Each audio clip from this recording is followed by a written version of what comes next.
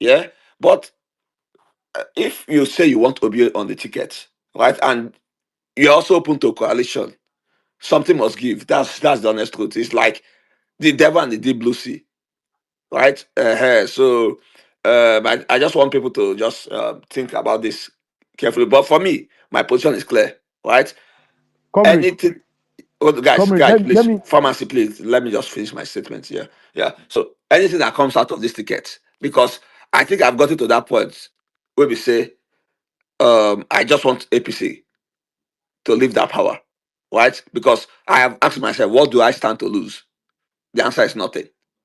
Like even if another party come into power, right? What do I have to lose? Yeah, so that when you ask yourself that question, see that you have nothing to lose. Yeah, you go all out. So that's my position. Pharmacy quickly, then we go to Engineer OJ. please, I'm not trying to divide people that people as in the middle belt, as in they are not important. Let me tell you, I was in Edo State for the 2023 election and all that, and And most of our pharmacy. I beg, just leave this now whole. now This move your let me mic. just bring So one detail so that you understand.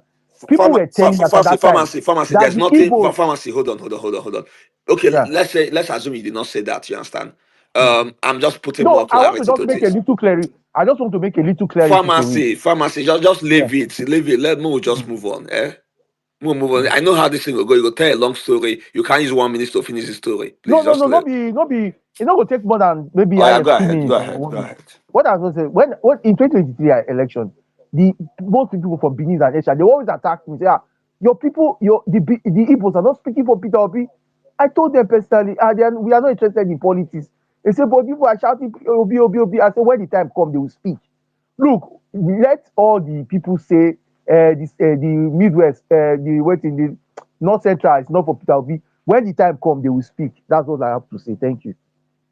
Okay. Yeah, thank you. So even if let's assume Obi even pick up a fight, it's not maybe still big one going northwest. Now that 25%, right? It's just about the 25%. Just Comrade, if you can win it, you win it. If you cannot win it, you get some exactly you votes get just you depending close what. that gap well. Yeah. You close the gap. Exactly. So anyways, okay, engineer OJ, go ahead. Yeah. Good morning, Nigerians, and quite interesting that we are still on this conversation. Basically, my response to the last speaker, farmer, is it pharmacy or so? I believe he's speaking for himself because Obi have not shown any attitude to say that he won't go to court after the election.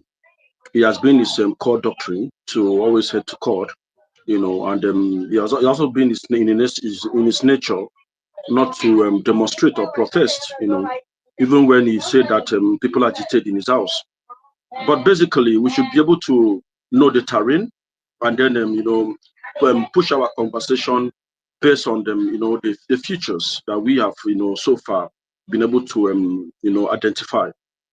Well, the topic, for example, the total Sorry, state cap. engineer OJ, for full disclosure, who do you support? Like in terms of your politics? Show worry, show worry, show worry. I don't support peace. I don't support people. I support ideology and No, policies. no. And Hello. Okay, so which political party do you support? hold on, please. I don't support people or person. I Fourteen support thousand ideology. votes. Fourteen Hold on, thousand votes. That's the one guys. you No, support. no, no, no, no, no. We can't do this. Onyoja, just be honest and straightforward. As I said for full closure. Okay, which political party do you support? Let's say you don't support people. Which political party you don't do you support? Do you want me to talk or you don't want me to talk? Do you want to engage or you want to just give some a monologue I'm and not, leave? I'm not engaging you. I'm not engaging you. I was making my submission and you jump in and you And ask a yes, I question. have been jumping I want in. to. Wait, hold on, I want to. hold on. I have been jumping in when every speaker have been speaking, and it is only you that have a problem with that. So, are you here for a good faith conversation, or you just want to dump a whole load of loads of words and leave? Just so that's the thing there. So, don't tell me you are making. I've been doing that. If you were here on this place and you saw what I was doing, and you still came to speak, right? You saw the terms No, and no. conditions. I don't have a problem with you jumping in. It's your right to do that. But When you do that, you also have to give me the privilege to listen to my response Okay, to you. so I jumped in and I asked for full disclosure. Which party do you support? It's simple. Then me, I'm also responding to you that I don't base my support on parties. I base on ideology and policies. And as far as I'm concerned, so far, the only party that have ideology and policies that are centered on the people are AAC and SDP. And SDP don't have a candidate that comes out well. So I turn my Okay, support to AAC. I hope that helps you, right? go ahead, go ahead. Thank you very much. So, basically, when it comes to state capture, we know that in terms of institutions and establishment, and other wings of the government, it has all totally been captured. Both the executive, the judiciary, the legislature, and then also the government at the center, the subnational, and the local, have almost been captured because more people are defecting to the incompetent APC-led government because they don't base their governance thought on ideology. Now, when it comes to one-party state, when you elect a president of the country, any statement or public comment made by the president is bound to be official. And the president standing in a summit in the public and make a statement that one party state is the realization or the divisions of his existence as a president, clearly state that truly we are tending towards that. And it is the only lifeline in erasing that or not allowing that to come to possibility is the people, the collective reactions of the people, right? And very sudden, the people are still pretending to be sleeping, and some are still allowing their affiliations and interests, and their theoretical dots down to cloud their thoughts of revolutionary citizens mindset. Now, when you come to one term, the president is going, is incompetent. He has historically failed. Nigerians have seen hardship. The economy has become bad. Inflation is high. His policies are anti-people, are not working.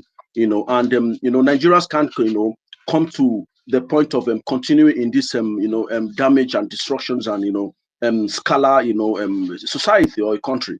So basically, in an average Nigerian, if you are to run a statistics, very clearly shows that Nigerians don't have support for the president. So by constitution, he has 4 years, which he is almost doing 2 years. And so Nigerians in the position of the average Nigerian, in the large percentage, believe that as a president he should go.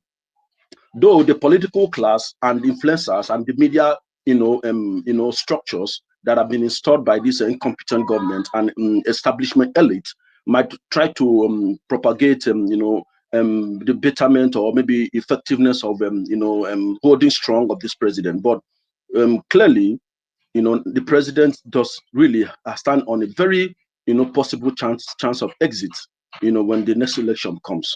So now, I go to the coalition, which is very important. When it comes to coalition, we need to be very, very careful. That has always been my position. When you gather, for example, as we gather here now discussing, we are heading towards somewhere. And my question is, as we gather here and talking since in the morning, is it centered on the people or is it centered on the interest of engineer, or what is my take home? If my conversation here centered on the people, then I've done justice to humanity.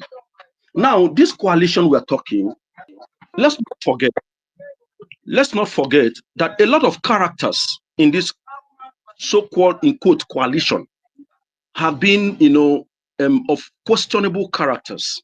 In fact, in the position of the movement which some of us belong to, which I call them obedient NGOs because they are not a movement per se, they have called these people criminal structures. And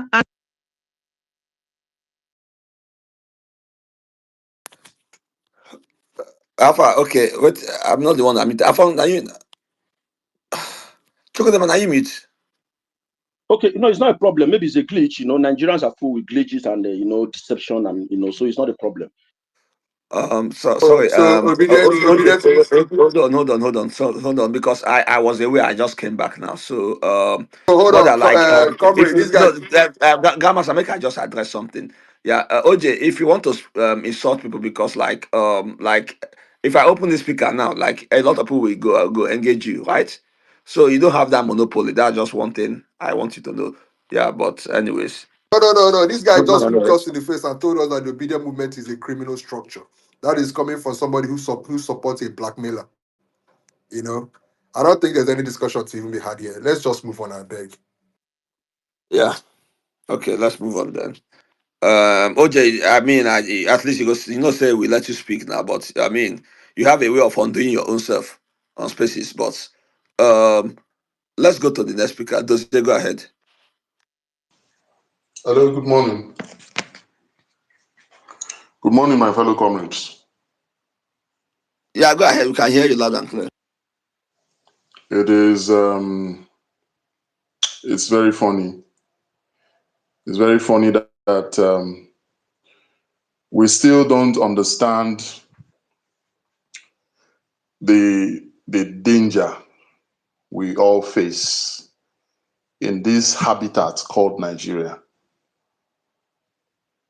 I mean, I don't understand. I don't understand. Somebody will look at an innocent movement like the obedient movement and say it's criminal. My brother, you see, every day I wake up in the morning, I kneel and pray for Nigeria to just be better for everybody. I pray to God to kill politic business. This business of politics should end in Nigeria. It has ravaged the entire country. People are benefiting one naira from the cake, the national cake of this country, to the extent they are blind to certain benefits and rights that should get to their neighbor. Why are we so self-centered in this country? Somebody left his space where he can move to any country he likes. He can enjoy himself. He's not losing out in anything, and he sacrifices himself to poor Nigerians. The person who spoke last, I don't know his father, I don't know his mother, I don't know anybody. I don't even know him. Where is he in the space, in the structure and the betterment of this country? Look at what's his name, Traore, a 35 or 37-year-old boy is running the affairs of that nation, and the people are standing with him and saying, "Go on, we know that you are doing it right." And we still have Nigerians who are suffering from the system. Trace this particular fellow back to his home. You will see poverty everywhere because of the nasty system going on. Look at yesterday. Yesterday on national TV, we are being insulted by a handpicked leader because we are not saying anything. I don't think we are angry enough. I don't think Nigerians are angry enough. Do you know what it is to be very angry? There are certain institutions in this country that Nigerians are not aware of because of corruption. Does Nigerians know the benefits of the NHIS? There are so many institutions that are tied to government and governance that is meant to fix and look out for the issues of Nigerians, down to the least person who nobody knows his father or his mother. But because we have failed to be united, we only jump around following somebody who you don't even know his mission. You don't know what his antecedents are. You just go around insulting. Yeah, obedience. Let me school this man who just spoke, because I got very No, angry no, when no, I no, heard him. no. Does it just move on? Just move on. I beg. Let's not make this face about this man, please.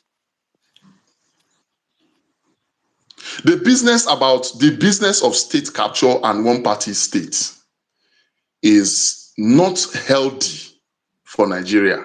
It reminds me of the cancer Wike was talking about. Because, and let me tell you something, I laugh at these guys when they start counting their eggs or their chicks when the eggs has not hatched yet. 2025 to 2027 is far. The controller of the universe can change a lot of things before 2027. And these men, I just laugh at them. A politician in Anambra was bragging and talking about how the APC is going to do this and do that in Anambra and this, that. Where is he today? You are talking. See, these guys go up there, sit at the corridors of power, and start to see themselves as God. Nobody can take the place of God.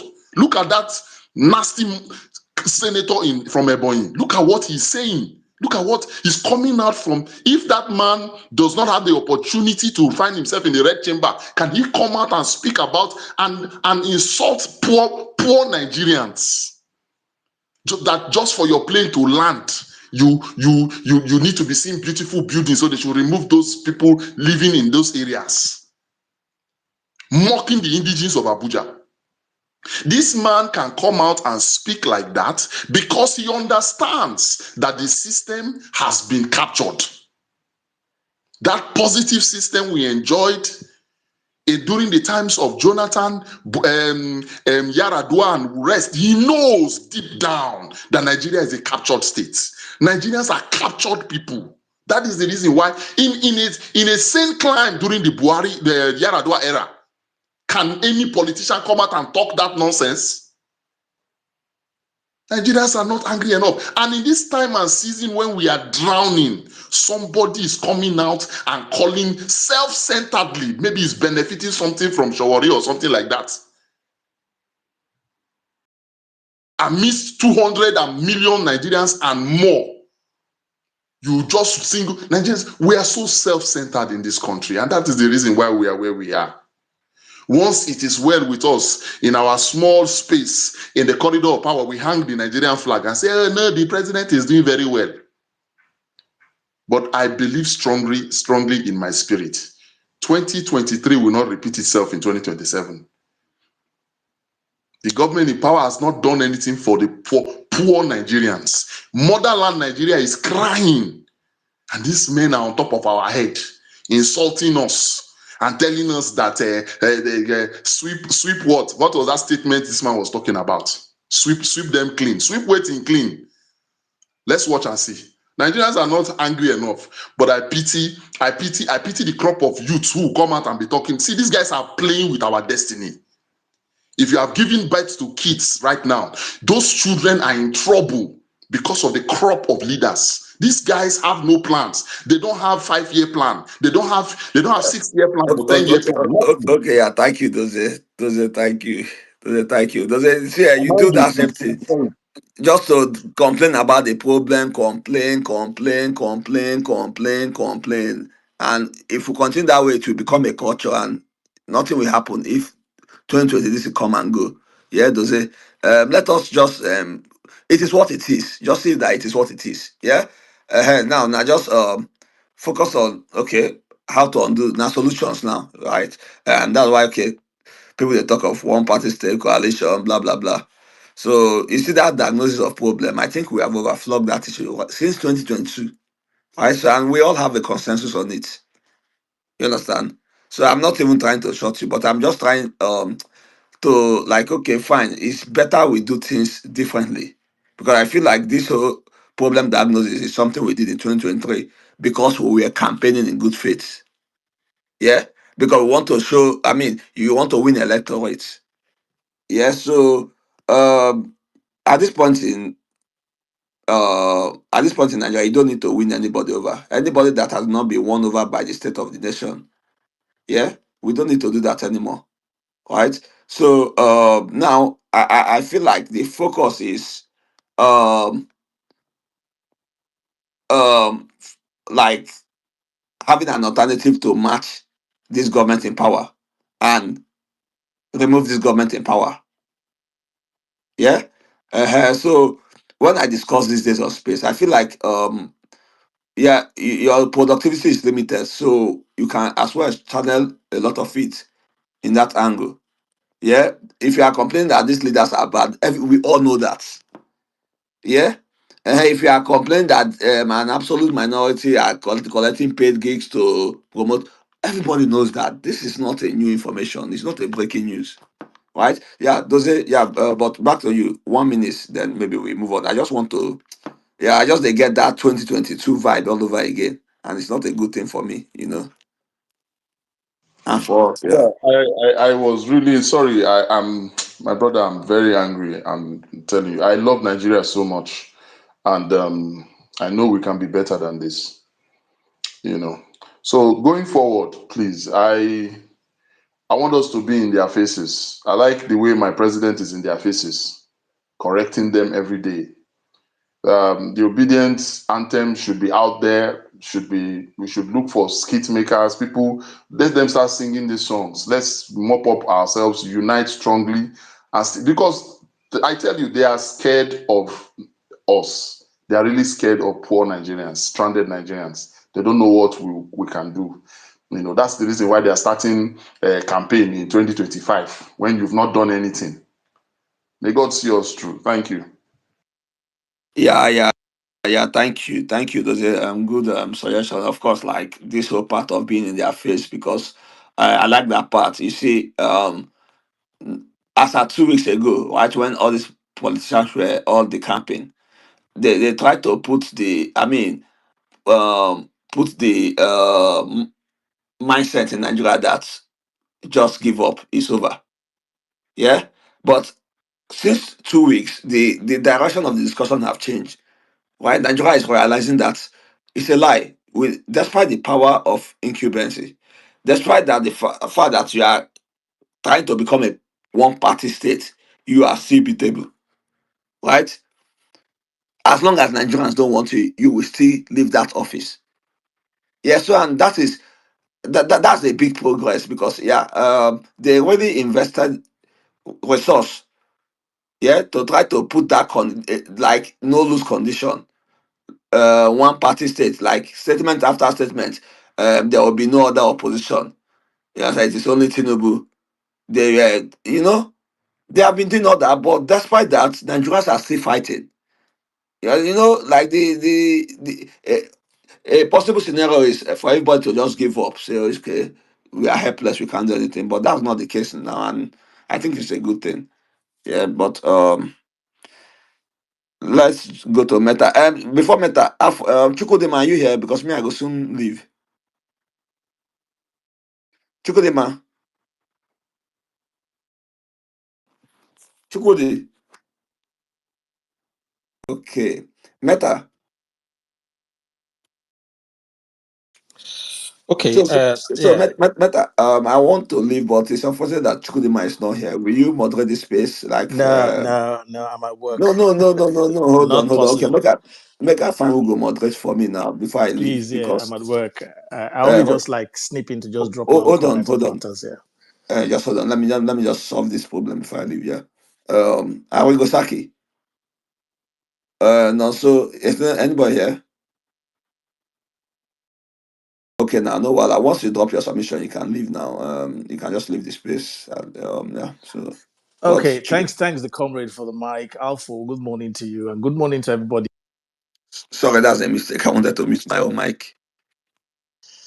Okay. Again, I say thank you, comrade, for the mic. Thanks, Alpha, for giving me the mic. Good morning to everybody.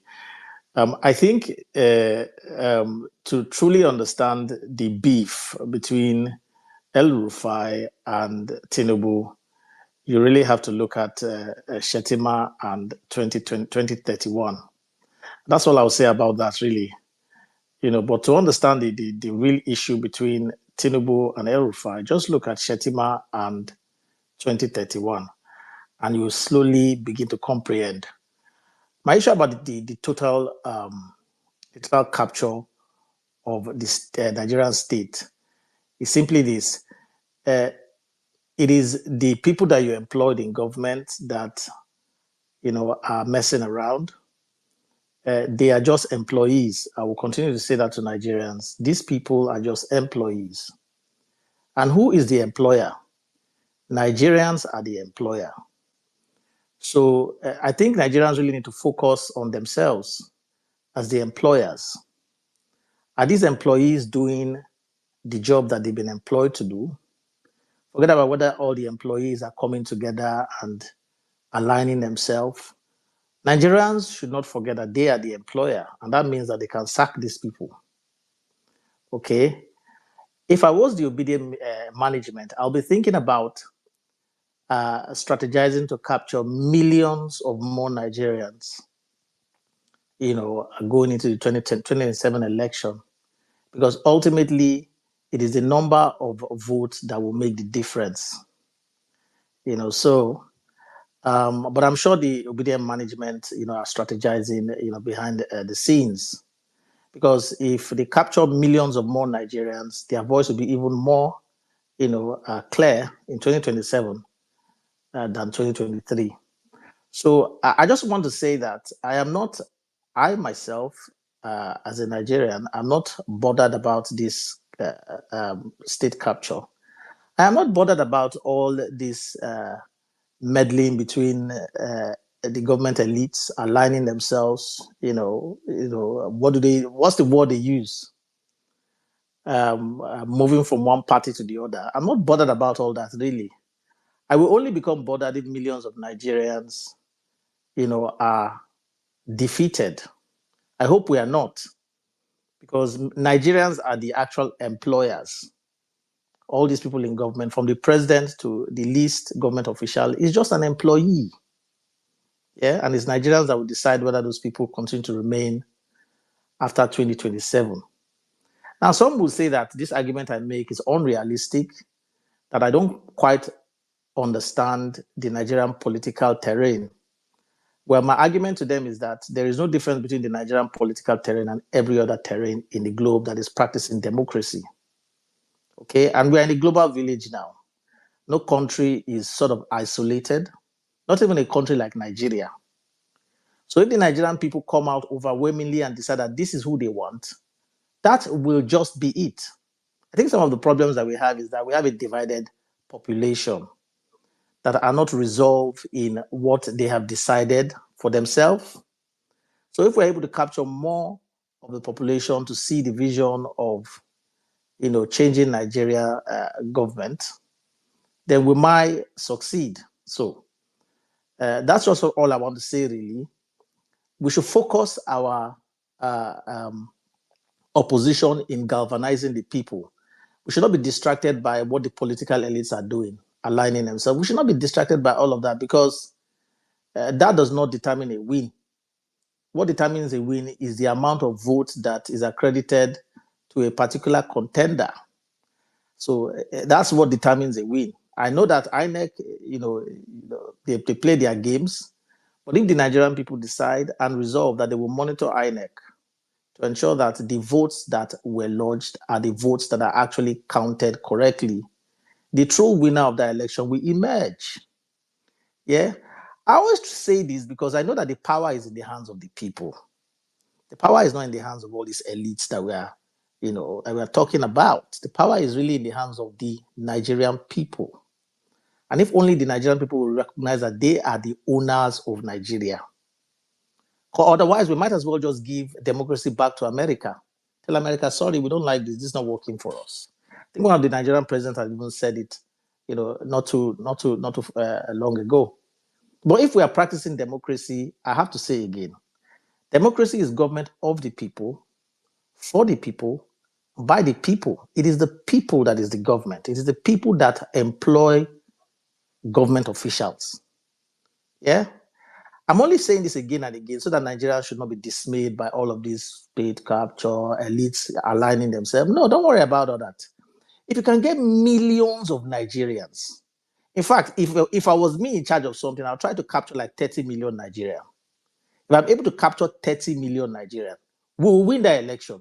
If I'm able to capture 30 million devoted Nigerians to a mission, that election is won. Period. Yeah? I want to see who can defeat about 30 million Nigerians that actually voted and ensure that their votes are counted. I want to see who can defeat that. So Nigerians in millions, in masses, are actually the power, not the elite.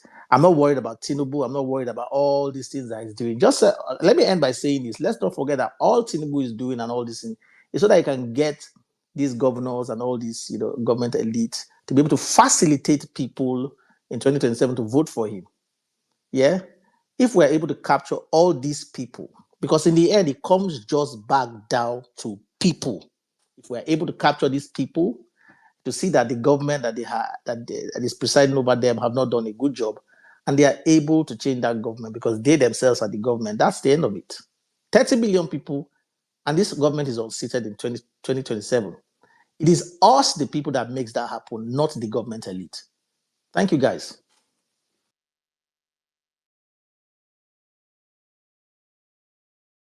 Who is going next? Thank you. Who is going next? Okay, Chris, this up. Okay, the eagle can go. After the eagle, Chris.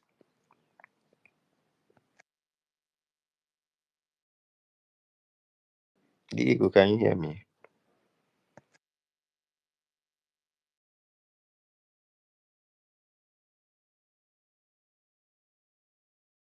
Can anyone hear him? What's I happening can now? hear you loud and clear. I mean, can you hear? I was going to speak to the last speaker. In 20, Wait, is the eagle talking? no, he's not talking. His mic was unmuted, so probably he has problem. Okay, so go on. After you go to Chris, so Okay, that they only have. I have a question for the last speaker. In 2023, I want to say that the obedient movement were able to galvanize a lot of Nigerians, even more than 30 million. They, That voted in that last election. yeah, and I tell More you, than, more this, than 30 million voted in that last election. see, a lot of I don't want to just throw in numbers like that, but I tell you, we're able to galvanize a lot of. Now, Yes, can you hear me? yeah, better So now. I was saying that the last speaker spoke about galvanizing 30 million votes. And he also made mention that the realignment of elite doesn't matter. That what matters is the Nigerian people. And I'm trying to say this, that are you saying this based in a country whereby the even population of Nigeria is uncertain, which the criminal element has always manipulated it for their own good? And also the elites who you're saying that their realignment doesn't matter are themselves the controllers and deciders of their followers. I understand what you're saying by trying to educate and enlighten and encourage the masses about the need for democracy being a government of the people. But you see here, I want us to always understand that Nigeria democracy is not the actual democracy. What we are practicing is civilian rule, civilian men in democratic form, but they are not democratic. I don't know how to explain this. I don't know how to put this for you people to get it. But what I'm trying to say, Kakistocracy. yeah, Kakistocracy. what I'm trying to say is this: there's nothing like democracy in Nigeria. And right now, I repeat, right now, we, the citizen, have to play the game. And this game, it is, let's tell ourselves first the truth. Because the beginning to sort a problem is by first of all telling yourself the truth. And what is the truth? Listen. I'm not here for blabbing. No matter the agreement of the Nigerian citizens, we know who won 2023 election. No matter what you have to tell me, the reason we lost the 2023 election that the citizens could not mount their vote in the polling unit and blah blah blah. It is a foul. I repeat, it is foul because I myself mounted my vote. My people will do the same to the world. But listen, let me tell you something. I want you to know that these people, no matter how you do in this Nigeria, backed by criminal elements, will most surely have their way. And going forward, something is on the table. And what is that which is on the table? We have practiced this system of Nigerians by Nigerians in 2023. It didn't work out. Now, we have to check the other means, re-strategize. And that is why I'm saying this for whoever cares to listen. Politics is not for sense. And if you want a saint, go and get a pastor, maybe even an Angel Michael. Before, I've been saying this, that Peter Obi is a very good, credible candidate that doesn't need stand. But right now, my brother, I'm in the motion. I wish Grandmaster is here hearing me. Whatever it is, these bad elements that have always thwarted the vision of the Nigerian people, we, the Nigerians, could use them for our own good. We can use them for getting what we want, no matter how it comes. So, what I'm saying, what I'm proposing is this. One, the Nigerian youths know where they are. That is, those who are truly thirsty of change. Two, this realignment of the political elites has a role to play. Let us allow them play their role. If it comes out that Obi is leading this coalition, fine and good. If it comes out that Obi is seconding anybody, fine and good. Whatever they say, as far it matters that removing this guy from Lagos is the objective, fine for me. That's what I have to say here. Chris, are you there? Chris, you raise your hand. Are you there? Yeah. Alpha, can you hear me? Reynolds. Yeah, I can hear you. All right. Good morning, Alpha, and good morning, everybody on this. Okay. So speaking on the topic here right now. Okay. I want to talk about guys. Make my own suggestion. Most of the spaces is always emphasizing on trying to sell air refi to us, right? And totally speaking, I understand why he's always do that. Like seeing from his perspective, I really understand the angle that the guy is coming from. But here's the thing, here's a simple something I want us to understand. Since the 90s, we have been recycling. No, since the 60s actually, we have been recycling the same particular people in the corridors of power in Nigeria, and we've not gone anywhere. Who was in So power in 20, I still in power today now? they are still in power today. So they're not Eh? we have not gone anywhere. We have not achieved anything. So we are playing the same politics, the same nonsense that we are playing all over, like every time, Wait, every 4 years, every 8 years, we is it keep. my network that is breaking or is this his own? Can you hear me? Yeah, I I can can hear hear you. I can hear you. Yeah, I can hear you. Can you hear me? Can you hear him clearly? All right. Yeah, How yeah, about yeah. can you hear Chris clearly? Because he All right. breaks. Alfonso, we can hear you. I mean, can you hear Chris when he was talking? Was he I breaking? Yes, I can hear him clearly. Okay. Okay, so I should go on then. Yeah, go on. Can you hear me? Yeah, go on. You're kind of breaking small. All right. So, we have been doing the same thing, playing the same politics all over, and we have not gotten anywhere. I mean, this was supposed to be a democracy, right? But see where this democracy is, and it's still taking us deep far into the trenches. So here's us to actually understand. I mean, people, and I understand where Jack is coming from. Pick the person that is ready to do the dirty work or that can do the dirty work. Why going with the person that has the lights that can actually change citizens? I understand that like very, very clearly. Particular happened in 2019. I mean, I wouldn't say that article is equated to Erufai, but that took place in 2019. But just because we have been playing the same politics, recycling the same people all over again, playing the same Nigerian daily politics as a way of elevating citizens and developing, that is why it didn't work. So you cannot be doing same thing again and expecting a different result. So if you take 2023 election, P2B decided to do something different, come out on his own, considering the fact that he's from the southeast. It has been long for a long time that they have been saying that he was all those sort of things, but he came out and challenged the status quo. See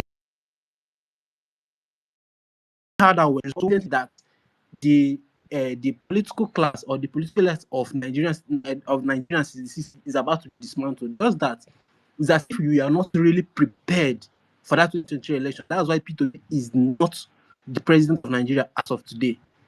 So we cannot keep doing the same thing. This coalition that we're talking about, P2B, L5, so we can get people out of See, power. No. you're actually breaking from my end. See, I don't understand. Wait, But can you hear me? drop and It's drop and also come back. breaking from my end too, but I think I can hear him. I mean, it was because Eagle said he could hear him clearly. That was why I left it. I mean, I was struggling to make sense of what he's saying. Come on, request the mic immediately.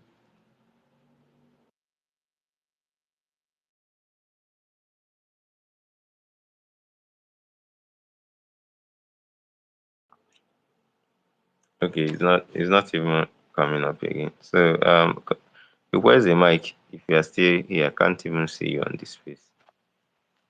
Mm. So anybody now? Arigosaki, are you there? He's not here. Well, whoever that wants to speak can go on. I think I was actually out of the space for a while. Okay, you said that can go on should go on, right? Yes, yes.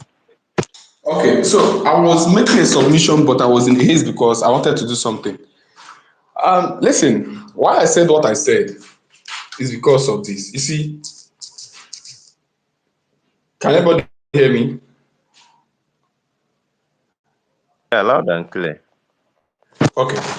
What I was saying is of many reasons.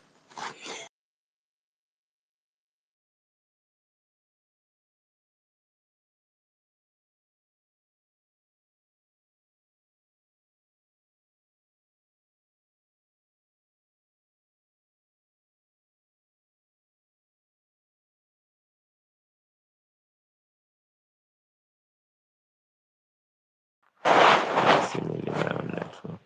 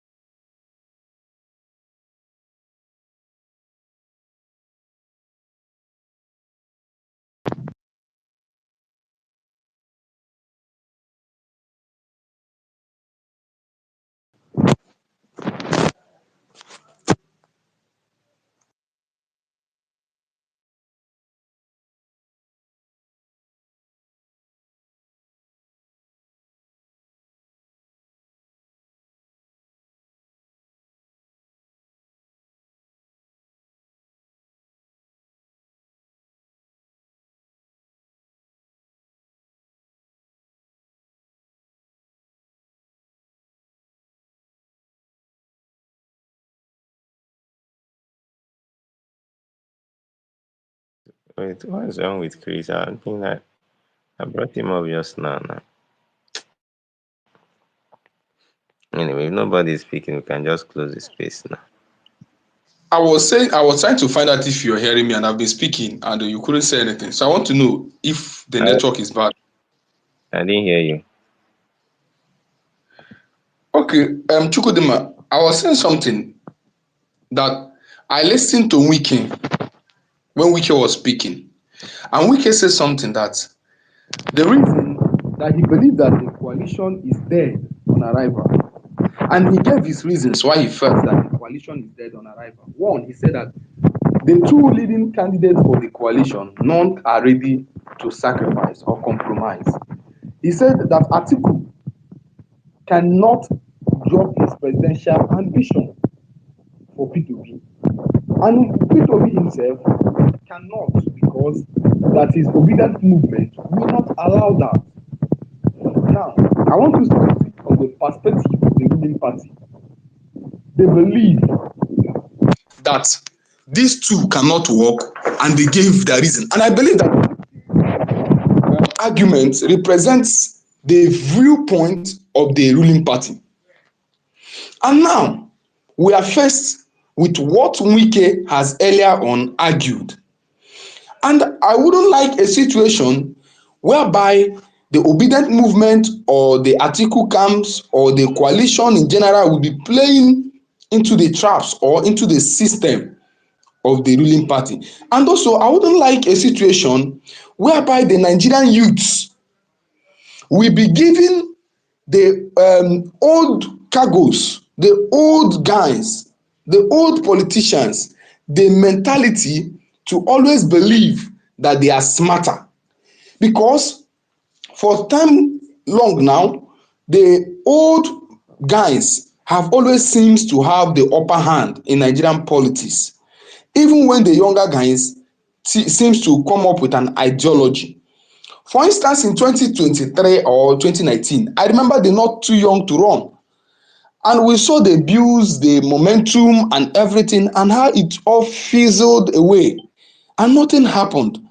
So, right now, I think if this could be the last time that the Nigerian youth can leverage on these old politicians to get what they want, fine and good. And whoever the moralist camp, the moralist part, who keeps on So, or who thinks that so I'm coming, I'm Diego, coming, Diego, I'm let's coming. wait, calm down. Let me ask you, do you think that there should be age limits for people who run for office? Do you think so? Yes, they should. Okay, so I do not care about what Wike says. Wike is just one drunkard that knows how to that like to speed it. Nothing has ever said has been true, so I don't care about him. So if you look at it, right, what do you think should be the age limit for people who should run for office? Now, if I'm to say the age limit for people who should run for office should be at least nothing. Maybe we should learn from the Catholic Church. 76 is okay. 76, 79 it's okay. 79. Yes, in the Catholic Church, 76, 79. So maybe for Someone us, someone in 79 should run for office. I said the age, like the limit at your 79, 76, 79, you shouldn't go vie for any position. So what I'm saying, what you mean is someone is 79. Okay, the last age is 79. So someone is 79 should actually run, but if you're above 79, you shouldn't run. Is that what you're saying? Yes, that's what I'm saying. Well, so which other job will you get at age 79? No job.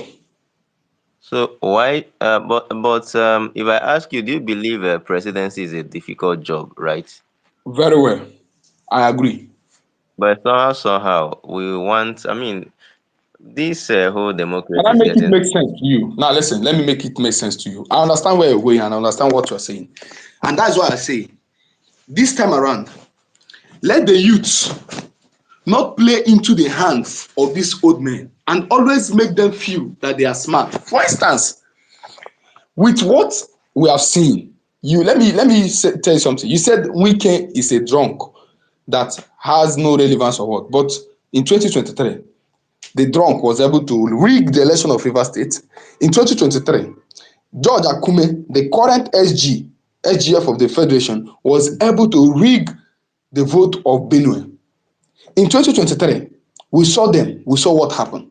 You see, we can't keep on saying this why the reality prove different. And that is my take. I think let this be the last straw. Let the youth leverage on these guys to actualize what they want. Because, for instance, you asked me a question if the task of presidency is a difficult one, and I said yes. But in Nigeria, for instance, or in Africa, the issue of leadership is not being seen the way it is in other countries. For an African, a leadership position of a presidency or a prime minister is one that has to do with come, stay, have the power, have everything, and just enjoy your life. And that has been what has been keeping us down. And now we know that currently there So, are a particular side of the country that doesn't care your age bracket or your age limit. What they care wait, about is their wait, interests. For wait, example, we wouldn't be talking of Atiku if the wait, North is not the North. calm down, calm down, calm Afonso, down. are you getting me? Wait. Afonso, I want you to get One something. second, We wouldn't be talking one of the second, Atiku. 1 second. The thing is this: the all this projection people make about Atiku is not actually proven, because if it's proven, we'll see it. The numbers, he doesn't have it. If he had it, we would have seen it in the past. So this whole thing that the How? North, What do you mean by the number he doesn't have it in the past? Bring up your argument. Let me see. I I want to mean, get it. this guy was fried when he ran against Buhari in the North. He won only 2 states in the entire North. I mean, that's actually terrible. He doesn't have the numbers. This last election, Tinubu also fried him in the same North. So if he has the numbers, he won't be cooked. No matter you say rigging, Obi, by INEC results, Obi won South. So no matter how well you are going to rig it, Obi won the South. So if Atiku is popular in the North, I mean, why will Tinubu be winning him in the North? All this thing about Atiku this, Atiku that. What I said Now, that Wiki has never said it. Alfonso, while we try to make a permutation, we shouldn't also ignore the fact on ground. In 2023, how many states was APC controlling? The APC are controlling more states now in the North than they were that time, in case you don't know. That's what I'm asking. In the North, how many Yeah, states so were APC APC in the controlling North in now. 2023? In fact, PDP of today in the North has only 5 states. There are 19 states in the North. APC Okay. has 14 as of today, right? As of today, PDP has 5. So I don't. So if you In talk about 2023, how numbers, many states were APC controlling in the North? That's what I'm asking. Especially in the core North, Northwest, and Northeast. it's similar thing. It's similar thing. Nothing change. Nothing much change. Minus Now, Zamfara that went back to PDP. now, Nothing in, much in change. No. who won Castina State? Presidency. I mean, he Yeah. won by about 2,000 or 5,000 votes. Who won That Kaduna? that's Atiku. Atiku won Kaduna. Thank you. Now, in Sokoto, who won Sokoto? I'm not sure. I'm not sure. I can't remember. Do you But think if the ticket has been given to Obi, for instance, that Obi and Tinubu, that Obi would have win states in Kaduna, Katsina, you and see where Sokoto? you lost your calculation totally. What Atiku had in Castina was not victory, right? Most of the Yes. senators were APC. Calm down. Let me wait. Calm down. Calm down. Most of the senators were APC. He won by partly maybe 1,000 or 2,000 votes, right? Or three. Let me say he won with less than 10,000 votes. That is not victory, right? Again, if Obi was having the ticket of PDP, he wouldn't necessarily win Castina, right? And Tinubu will not still get Buhari's number in Castina. It's not going to happen. So Tinubu may win Castina or Kwankwaso may win Castina. I don't know, whoever they choose to vote, right? But probably get 400,000 votes, and Obi may get 200 and something thousand votes, right? And But you believe in the calm down, Northeast calm and down, North. calm Wait, you down, believe in calm the down. Northeast and Wait, Northwest. wait, Obi now might calm garner. Wait, please don't be funny. You believe in Northeast and wait, Northwest. Obi might garner wait, at least 30% of vote in these states. He calm had down, Obi ran calm down. solo.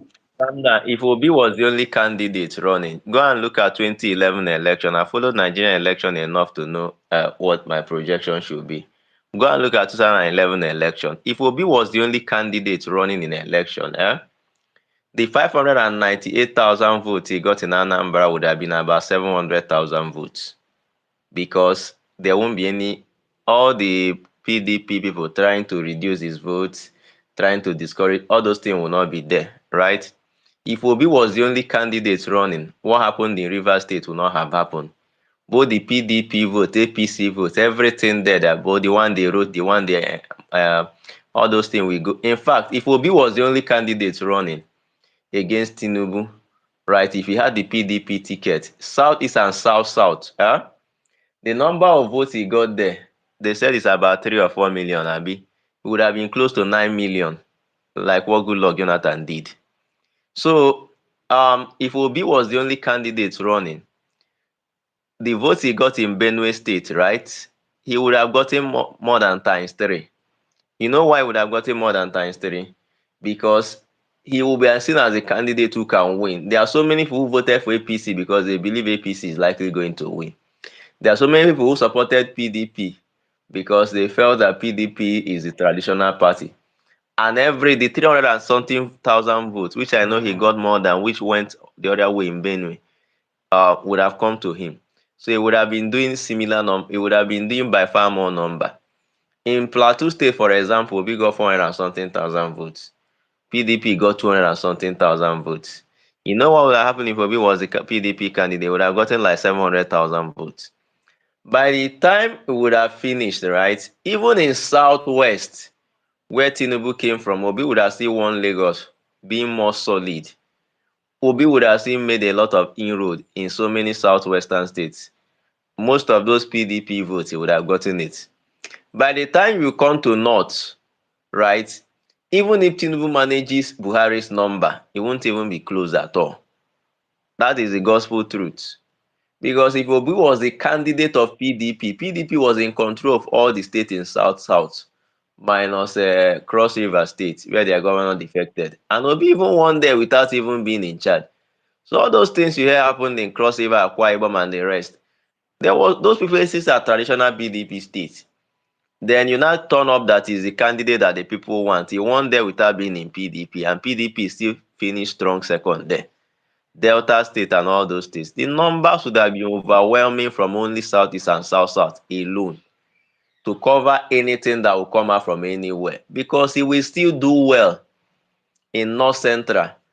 The number of votes he will get in North Central would have matched whatever Tinubu will get in Southwest.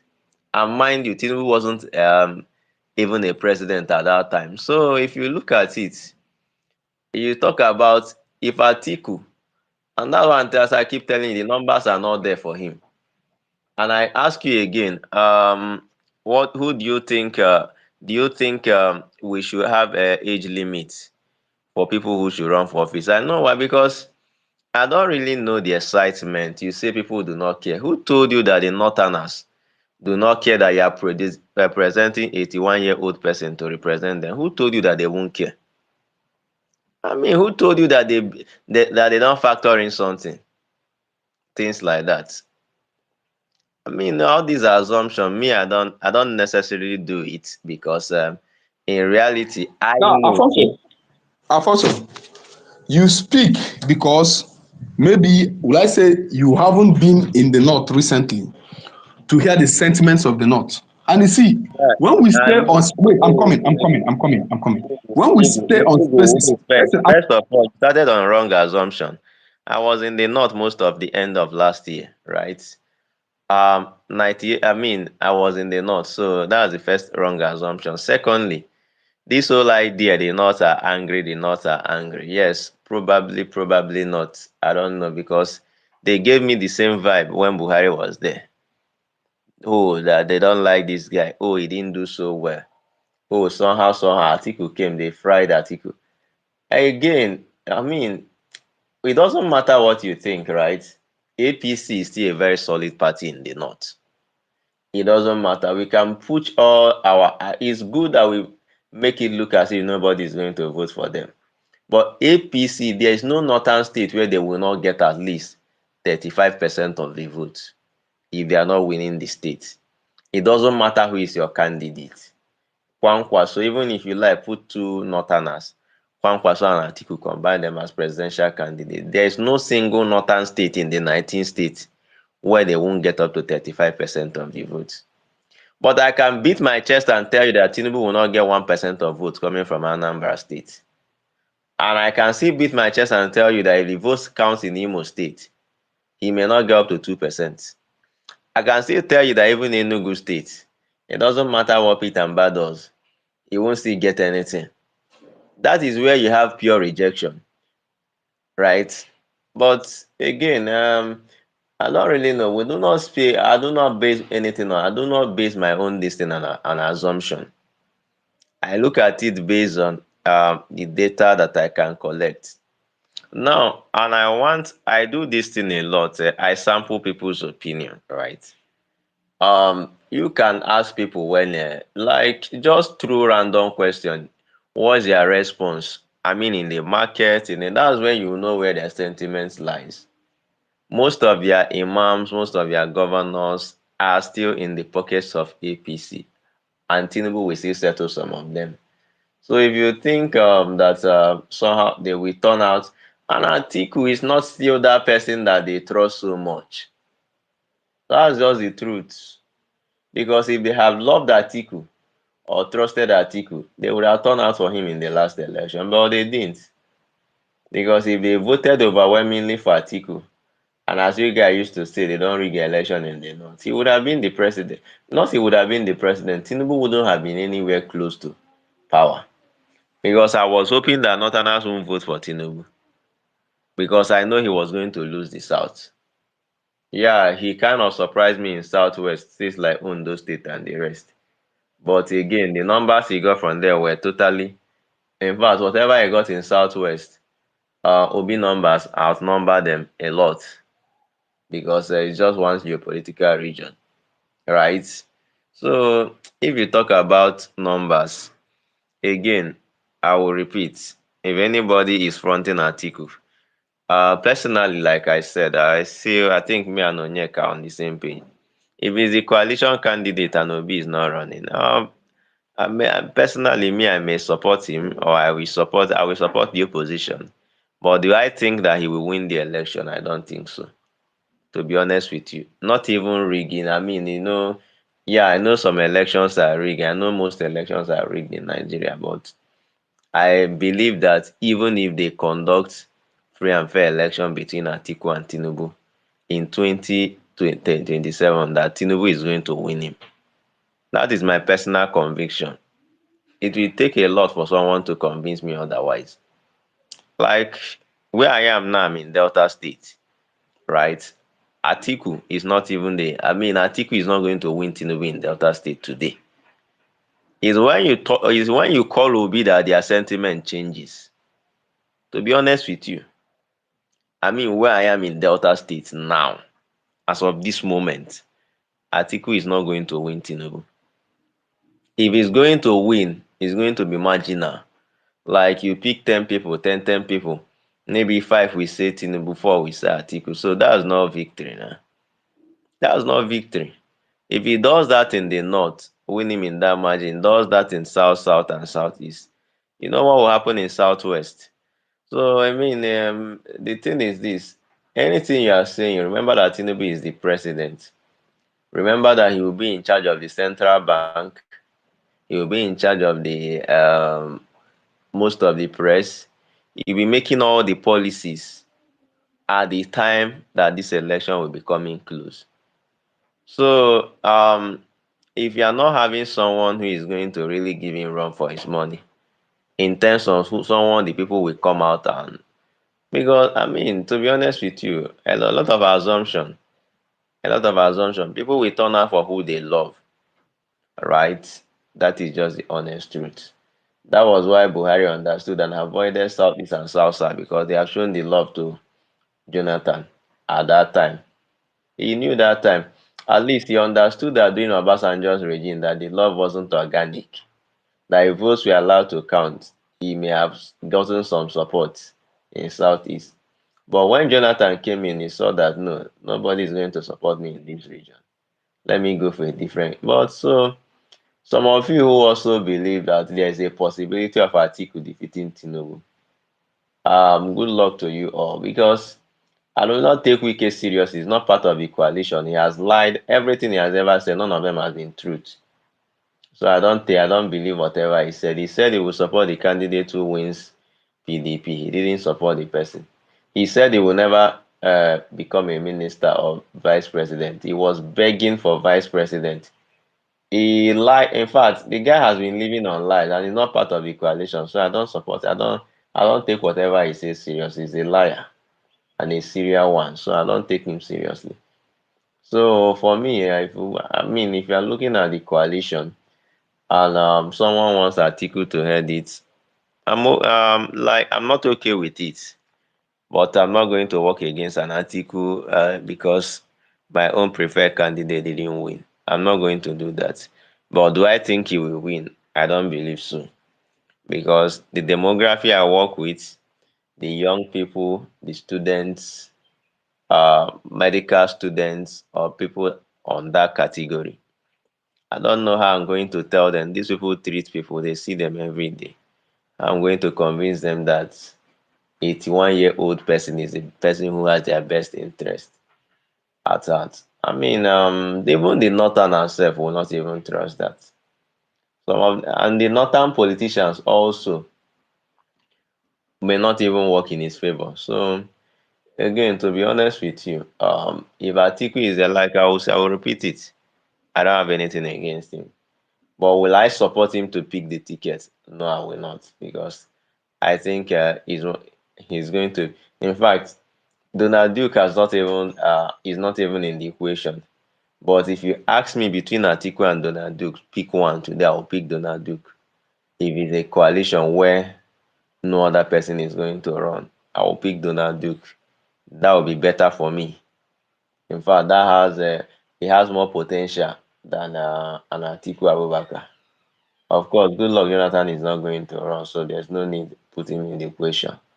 So for me, if you ask me, that is me.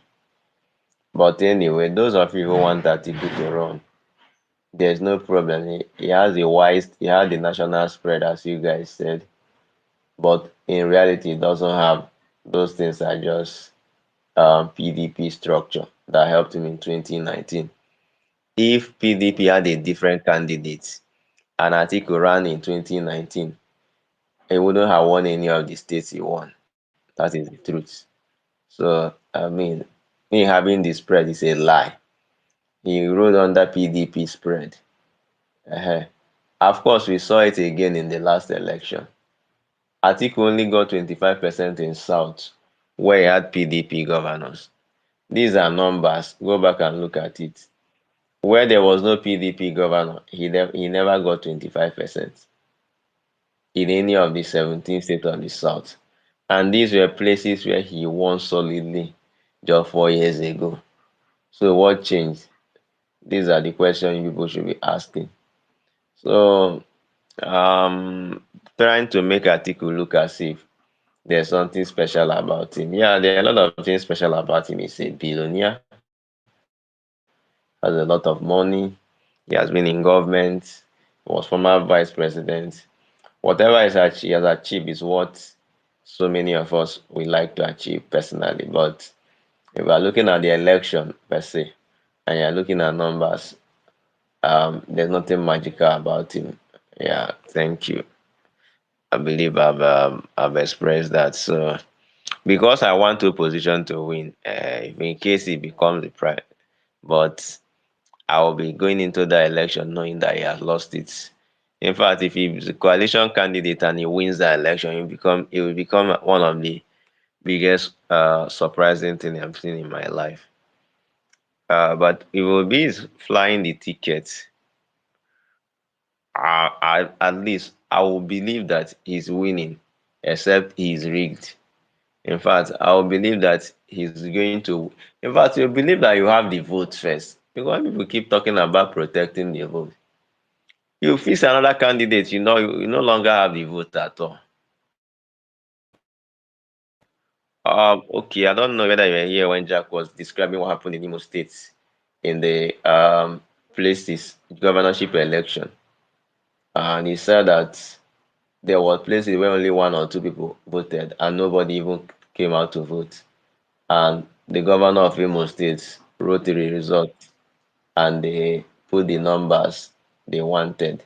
You will not ask yourself, why didn't people turn out to vote in the first place? Because none of the candidates inspired them. That was what happened. Shortly after the 2023 election, so many people were interested in Labour Party. But when the whole this thing happened, and it was Senator Atan and John, and after everything, everybody felt like, what was the essence? Some people tried to mobilize for him, but somehow it was a little bit late. And many people lost interest in the election. The same thing has been repeating itself over and over again. So for you to actually win, you need a candidate that people will support. It's not when you're not supporting the person you're talking about really. First of all, get the numbers. Uh, like 15K people come here and tell me if the 15K man has the numbers that Toby has, he will not be rigged. I mean, but first of all get the numbers now. Why can't you get the numbers? You get the numbers, then you now start talking about protecting. Just like saying, if I have money, I will not, I will be able to save it. I mean, if you are not able to make the money, what makes you believe you will be able to keep it? Anyway, I didn't even want to speak this long on this thing. I don't really want to even take any time to highlight only articles disadvantage or something. But again, the right thing for the man to do is not even to run. That's just the truth. If Atiku is serious about opposition government, the right thing for him to do is not to run and to say I'm not even going to run again. Because people telling him to wait for 4 years, is that's actually mischievous. If he must be president, let him go and join APC, so that by the time Tinubu will finish 8 years, let him go and join APC and support Tinubu, so that by the time Tinubu will finish 8 years, it will be his turn. He will not shout a Minoko like Buhari. If that's it, that because all these things are becoming tiring, to be honest with you. Becoming tiring. Because I don't understand how he will be vying for office at the age of 80, 81. Waiting exactly in one go do there? What did he leave there that he wants to go and collect? 80, 81 year old at that age. I mean, there's no work you will find in this life that you'll be given at that time. Anyway, I don't know. Okunri Meta, you can go.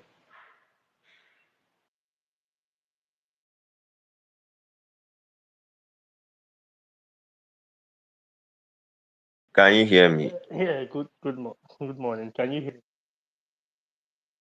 Yeah, I can hear you loud and clear. Oh, perfect. Thank you so much. Yeah, so to be honest, I just all the permutations for this 2027 election. I kind of think um if you consider what happened in 2023 and juxtapose it with this coming election cycle, I just think it's Tinubu's election to lose, if we're going to be honest, because um unfortunately, we definitely do need a coalition because of the fact that you know none of the candidates, none of the opposition candidates actually has that spread in order to win the election. Peter Obi is he doesn't have that strong base in the north, and Atiku maybe doesn't even have any strong base in the south, and so you need those two guys or someone else who has a very strong base in the north to work with Peter Obi if he's going to win the election. But I honestly don't think it's going to work. I don't think because, like someone had earlier mentioned, I don't think Atiku is going to, surrender his uh, his ambition for Peter Obi for any reason. I don't think that will happen. But I think that's probably is the best chance that Obi might have in order to win the election to get a very strong support from the north. But if he doesn't, unfortunately, he won't be able to win the election. That's my thought anyway. And the other thing also that could also play a factor in this election cycle is the fact that Tinubu has already done 4 years. And the North, as far as I'm concerned, Nigerian politics is all about, interest. They're not particularly interested in whether Nigeria is getting better or not, in my opinion. I think it's more of, power grab. That's what I think. And I feel that the North might be looking at the fact that, Tinubu has one more term to go, and then it comes to the North. So if you get someone like Peter Obi in, what will happen in that situation? Are we going to have a repeat of Jonathan's, scenario where Jonathan wanted to go for a second term? So it's also going to work against Obi, in terms of forming that coalition. So I feel that the best chance Obi had was 2023. I feel 2027 is he has a slimmer chance, in my opinion, because the opposition, Tinubu, is going to start consolidating, even though he has not done too well, but the key factors are going to be in his favor because now he's the president, he has full control of the INF and everything. And we know Nigerians should not expect a free and fair election anyway in 2027. It's a far cry. It's not going to happen. The only way Obi can win that election is to have, overwhelming support from all across Nigeria. And if he doesn't get that, it's almost impossible. So I think it's Tinubu's election to lose. I just think Obi, Obi can try. He can do as best as he can. As far as I'm concerned, I just look at Obi's candidacy as more of, something like, you know, he probably needs to take more time to build his support base and to build his political his political bandwidth. I don't think this next election is for him personally. I think he might happen later, but not in this next election. That's just what I want to say.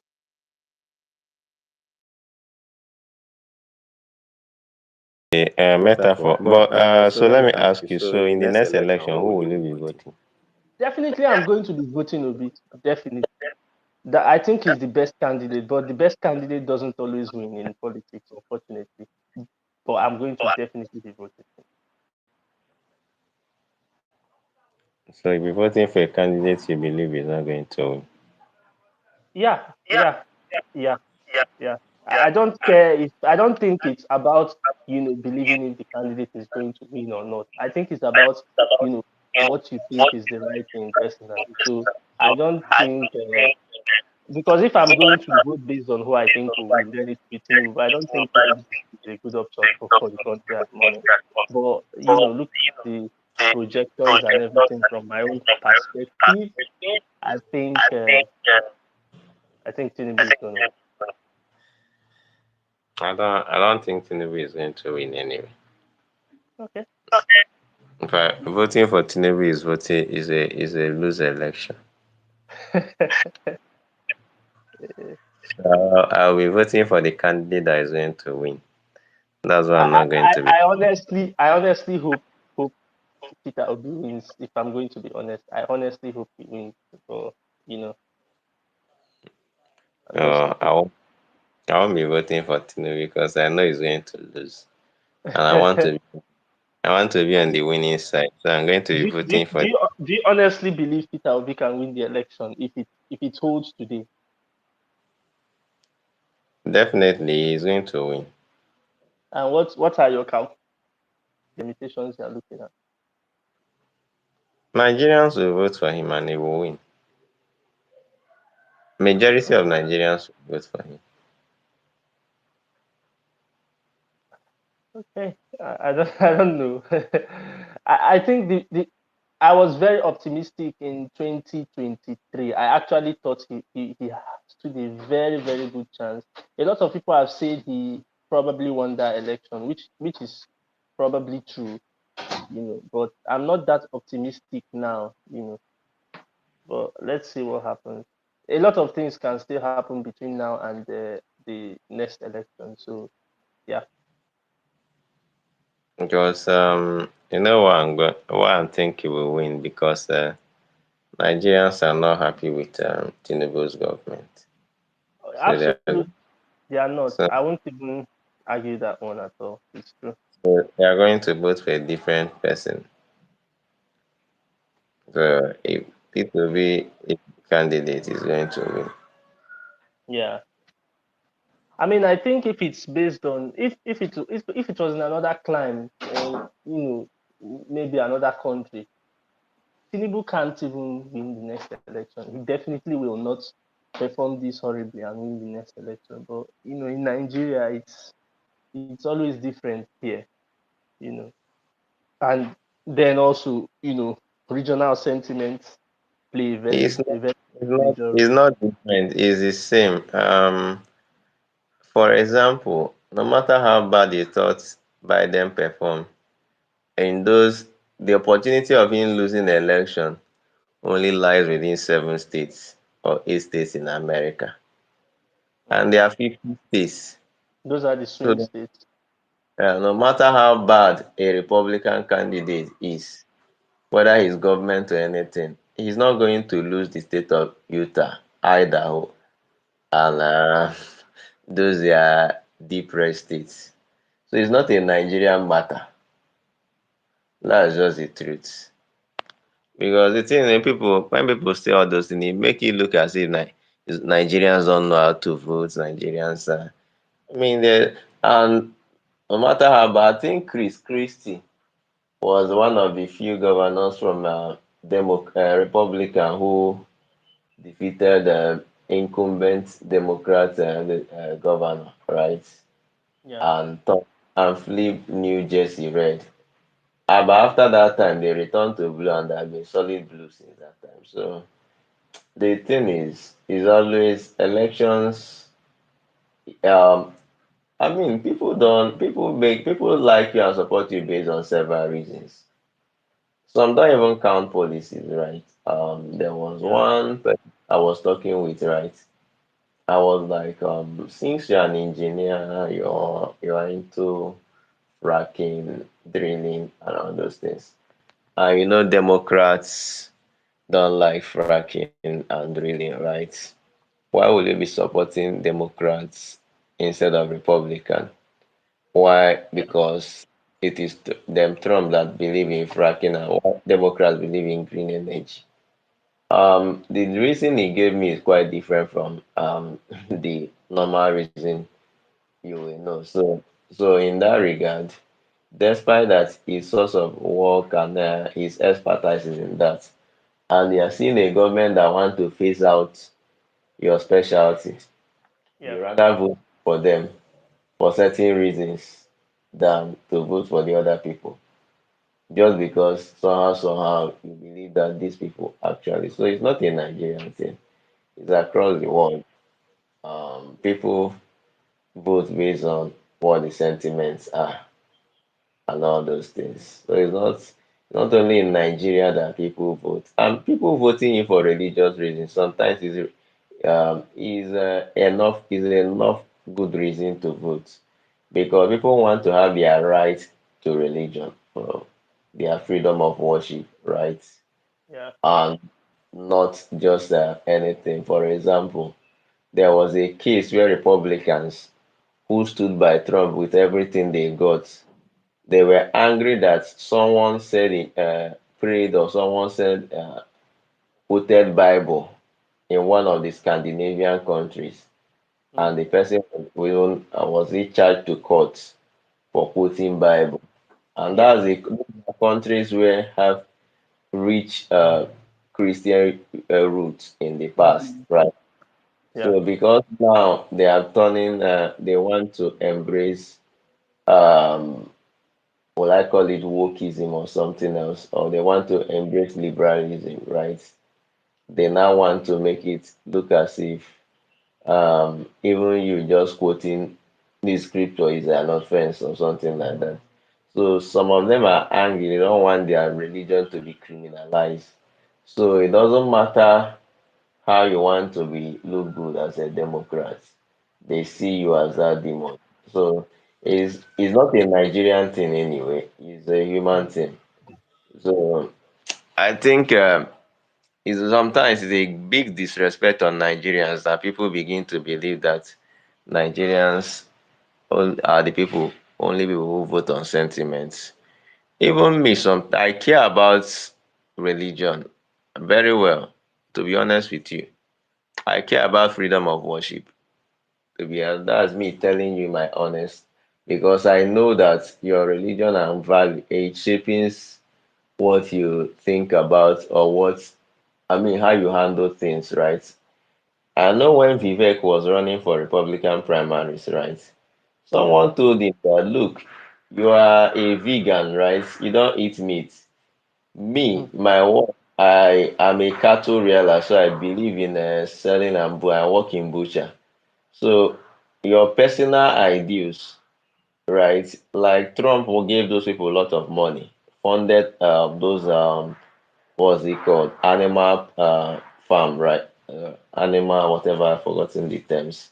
But he funded people who rear animals. He gave them a lot of money to increase production of meat and all those things. So, in a case where the president is going to make executive order, right, and he's a vegan, do you think that the money that goes on to those animal farmers will be more or will it be less? And why is he actually a vegan?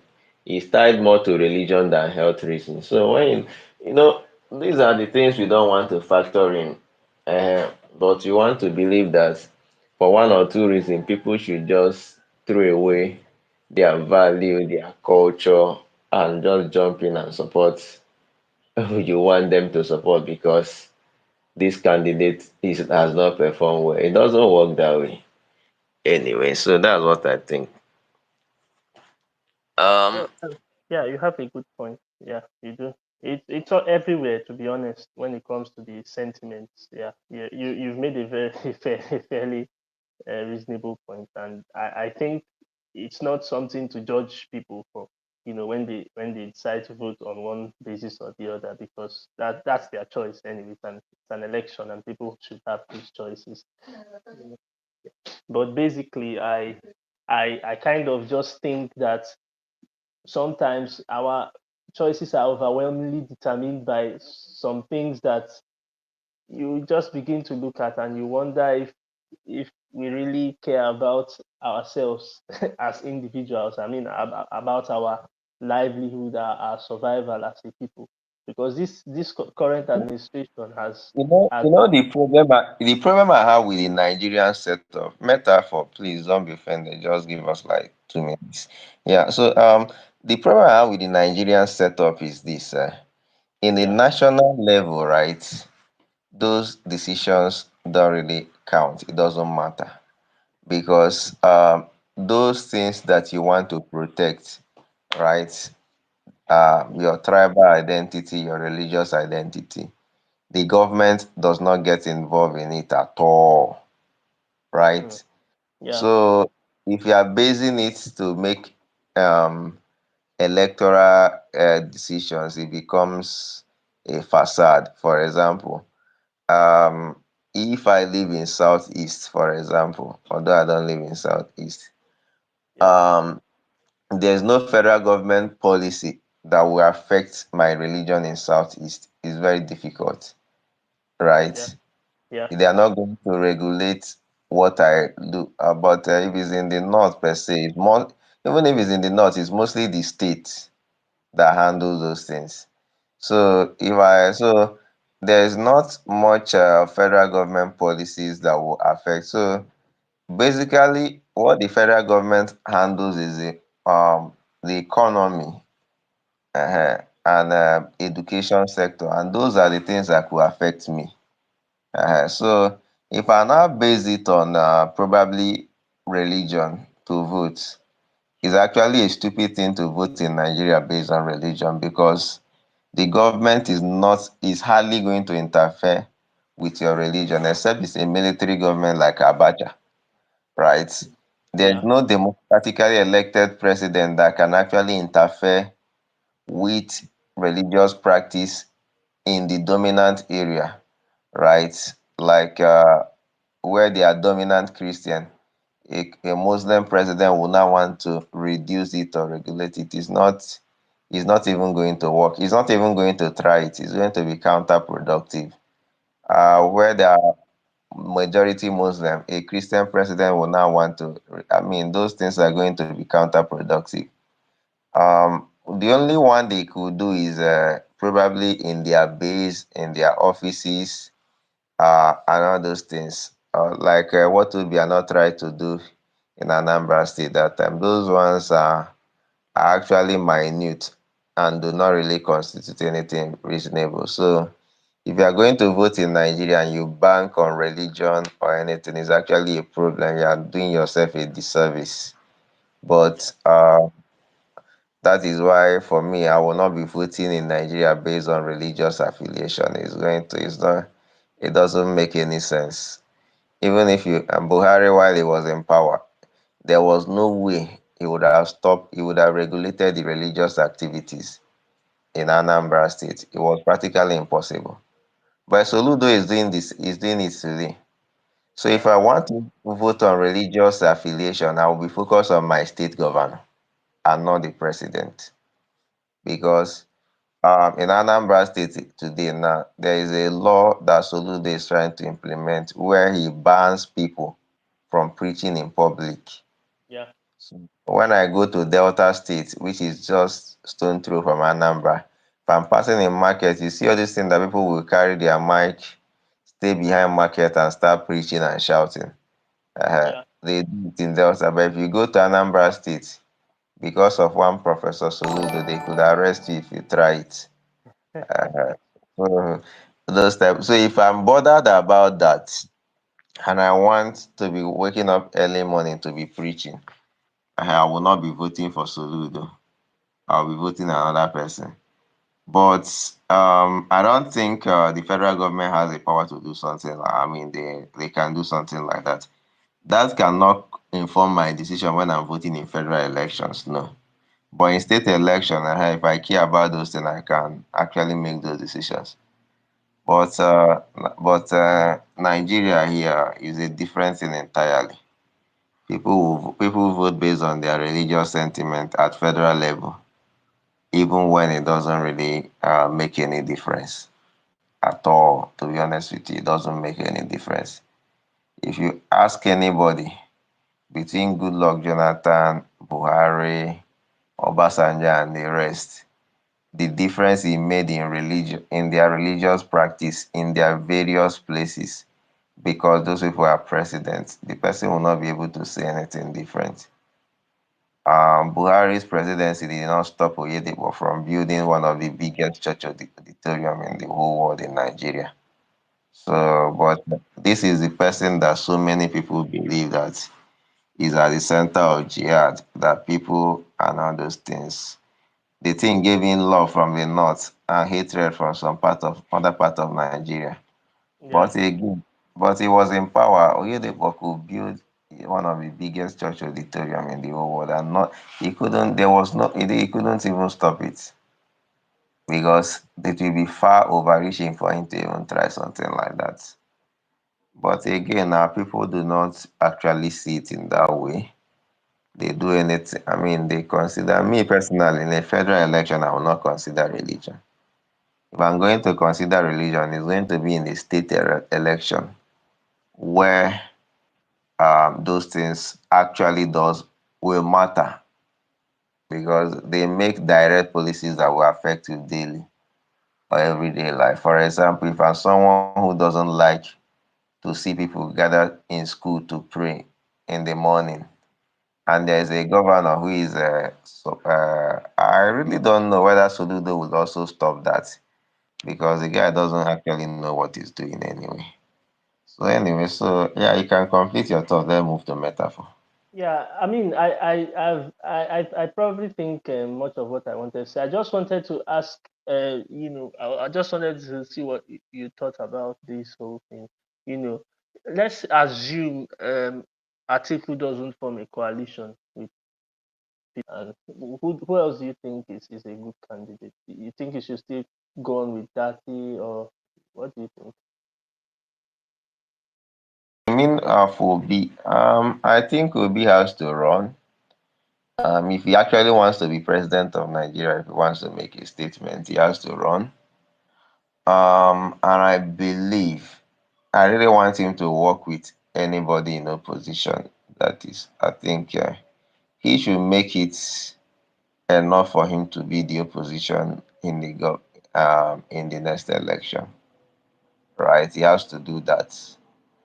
And I also the likes of El Rufai and all the Northerners who are showing interest in opposition politics. If they align with Atiku, that means they are not sincere about being opposition. That's just the truth. Me personally, I will see it as vendetta.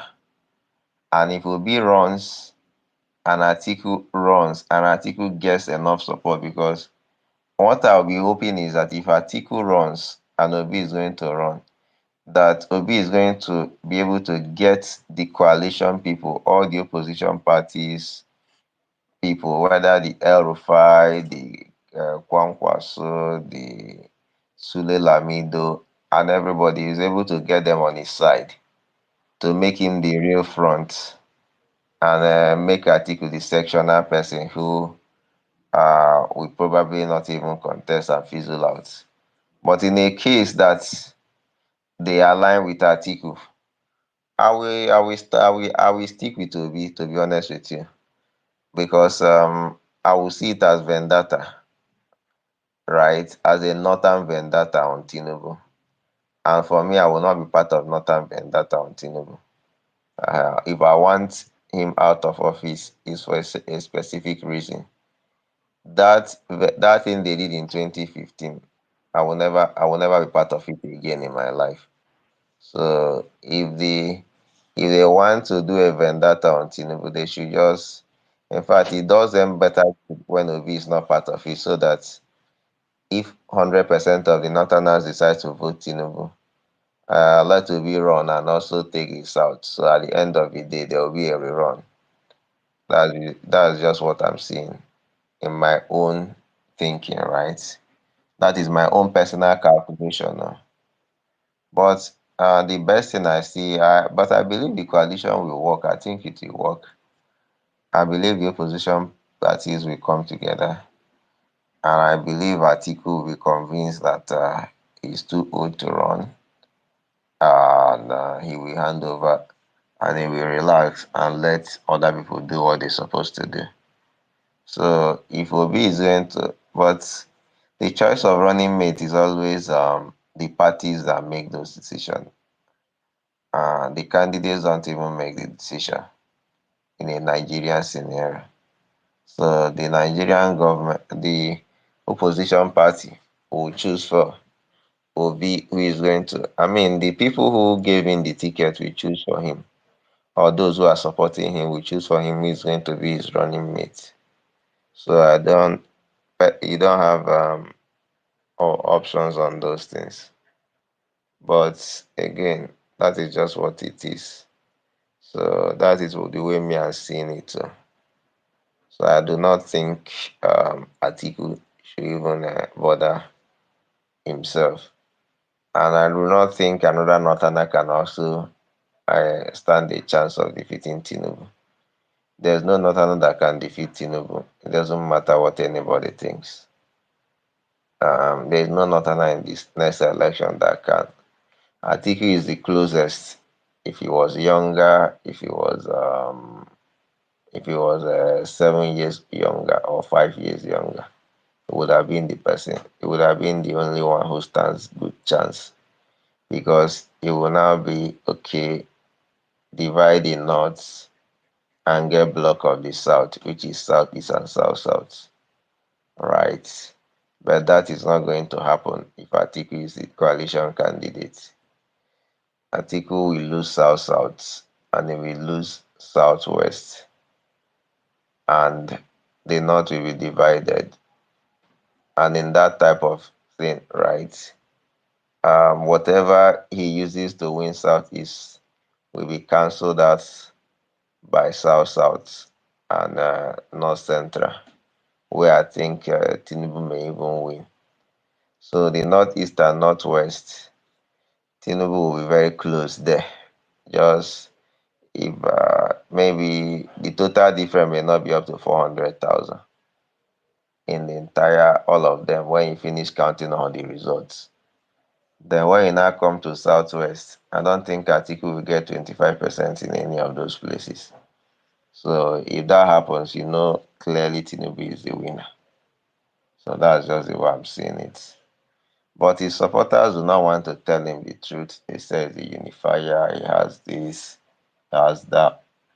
I wonder how people in their 40s are encouraging someone that is 81 to run for office and they are making defense for him and saying he brings this to the table, he brings that to the table. I don't, well, this is Nigeria anyway. I don't know why we are doing these things. I mean, you will not bring, when it comes to any decision in your house, when your grandfather is in that age, you don't allow him make most of the decisions. Like you sideline him and only package him when it needs to come out. And when important things that are optional, you don't allow him do work. Don't allow him do most of the things. You just keep him as figurehead. In Nigeria today, do we need a president that will be a figurehead? We don't. But his supporters will not tell him this. They want him to run. And there's no problem. But those in their 40s are advising him to run. They should just have a rethink because it makes it a whole lot difficult. When you are telling people that this guy is not done enough, it's good when you present someone different. No, I know it worked with Trump and Hillary and Biden, right? But when you still look at that election, somehow, some people believe it was rigged, especially the Republicans. I don't know whether it was rigged or not. But again, that type of thing is difficult in Nigeria as of today. Because what Americans did for Biden, at least that time was a bit younger and his senility was not showing that much. So they kept him in his basement. He wasn't going out to talk like Trump. But they ran the campaign for him and brought him to the table when it's necessary. So he wasn't the one doing the working. His campaign people, the Democrats, the media, everybody did that campaign for him because they wanted Trump out. So all of them, they gathered, everybody staged. It wasn't his masterpiece. It wasn't his candidacy. The way I can say Obama, it was Obama's masterclass that won him 2008. It wasn't Biden's masterclass. Biden was just kept in the basement. They didn't allow him talk much so that he doesn't make much mistakes. And he talked only when he needed to talk. He appeared only when he needed to appear. He was just saying what those people wanted him to say. And but that type of thing will be difficult for Atiku. So if you want an Atiku's presidency, you're going to keep him in his basement. You make sure he does not appear in public that much.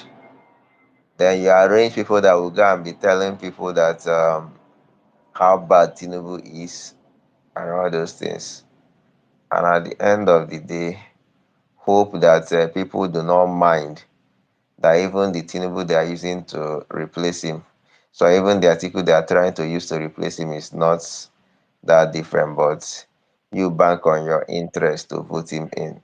So that's the only, that can still work for him, but I think they did that for Buhari in Southwest.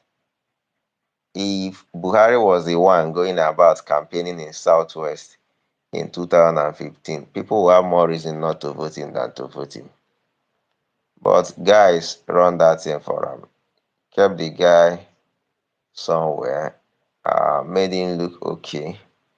They were going about doing the campaign for him, and until he entered the consciousness of the people. So that's just the way it is. So what they did for Biden will be difficult to be done for Atiku because he's not even running against a normal person. You're running against a Tinubu now. If you are running against Tinubu, you have to be a good alternative. You have to be a good alternative. Metaphor. Are you still here? Yes, I'm at work doing my work and at the same time listening. Um, uh, I just wanted to. Sorry, the other time I spoke, I had to just run back in to do some urgent work that I needed to do. So, but then I overheard some folks. Let me say this so I get this settled, hopefully once and for all. I will not engage in any argument with anyone that me and them have the same objective. So, what is my objective? My objective is to give Peter Obi the victory in 2027. Anyone that has an objective, the same objective with me, I have no time for any argument with you. You are not my opposition. If you have strength for argument, channel it to the opposition. Yeah? Don't argue with me. I am not your opposition. I'm trying to achieve the same thing you are trying to achieve. Yeah? So let me just use that to deter anybody that we are both on the same team that is bringing any argument. I am not interested. I will just ignore you. And I think you will just continue to, compound issues, for the team that is trying to, foster Peter Obi's win. I will use this opportunity to encourage those that are behind Peter Obi to less argument among yourself, less argument. If you have energy to argue or challenge anything, shoot that argument or challenge to the opposition. Yeah. And also, I did not say that millions of people did not come out to vote in 2023. As a matter of fact, we know that 2023 recorded the highest number of voters turnout in Nigeria recent history. The highest number of voters turnout. And one of the contentions that Peter Obi had in court was that despite the highest number of voters turnout, look at what INEC gave Nigerians. A total number grossly lower than even the previous election in 2019, despite the fact that that 2019 election had a far lower voters turnout than 2023.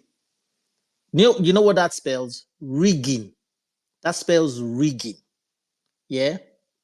So my argument is not that the voters turnout in 2023 was less. No, my argument is that if we have 30 million committed voters, I guess that's why the obedient movement now is now discussing registering obedience, because they are trying to ensure all of these things are accounted for, that there's proper, clear account here of the obedient number, the obedient that voted, so that INEC will not play all of these shenanigans that they played in 2023. So my argument is that if we can muster 30 million committed, obedient members that are going to vote, that are actually voting and not just voting, they are ensuring that they monitor the entire process. Victory will be sure for Peter Obi. And let me just say that Peter Obi is clearly the most favorite contender against the incumbent in 2027. Anyone that is not coming out to vote for Peter Obi is making a gross mistake. Yeah. Because the man won the 2023 election, and the man clearly has the most favorable economic idea for Nigeria. Let me just end the game by saying, anybody that wants to achieve the same thing I'm trying to achieve, don't come and argue with me. Take your argument, your contention, your issues to the opposition. I am not your opposition. If you come and argue with me, I will ignore you. Why? Because you are not my opposition. I will gladly argue with the opposition. Thank you. Yeah, very important. Um, but there are some things that people are bringing up, defending your votes and all those things. Um, for me, if you ask me, I think it's also very important. But again, there are a lot of things that should be actually that people should look into. If anybody is talking about 2027, right? You are running against an incumbent. I think the wisest thing for you to do is to have a candidate that is also popular and not trying someone who is relatively unknown. I've not really seen where it works, where you use an unknown candidate to defeat incumbents. If you talk about Biden was a household name in US politics before he was used to run against Trump.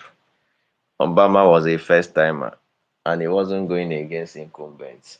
So I do not think you can win election with a new person. Even when I talk about Donald Duke, though he's not very new, but he's relatively unknown in national politics. So he doesn't have the muscle to go in there. Um Among the people in opposition, Goodluck Jonathan is in the ruling party. Make no mistake about it. Kwankwaso, I don't know whether it's a ruling party or in the opposition party.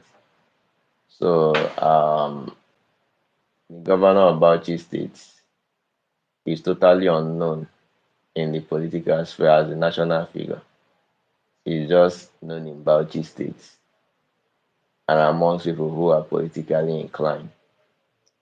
And people who vote in election, less than 2% of them are actually the regular people who are politically inclined. There are less than 4% of them.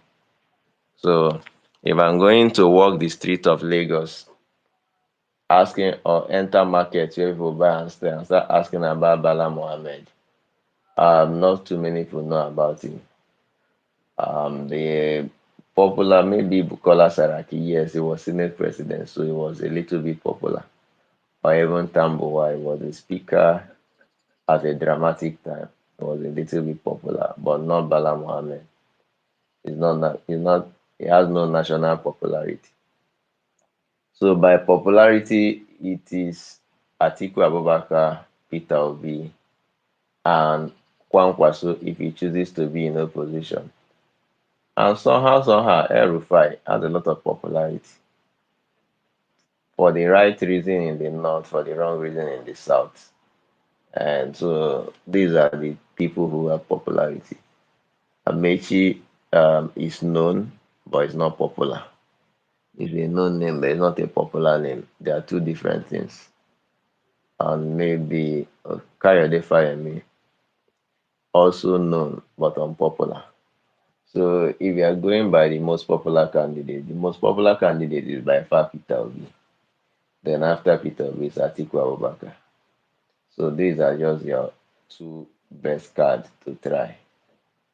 And in my own opinion, Obi is by far the best to try. Look at it in any way. Obi can keep two regions in lockdown. And there's a way we go about it. He will extend it to three geopolitical regions. And wherever he wins, he can win overwhelmingly. Obi can get 80% of votes coming from Plateau State. There's a way you vote, he can get 70% of the votes coming from um, even Nasarawa State. Because if you add PDP and LP votes in the last election in Nasarawa State, by what was announced, he got close to 70%. Um, he can get still 70% in Abuja.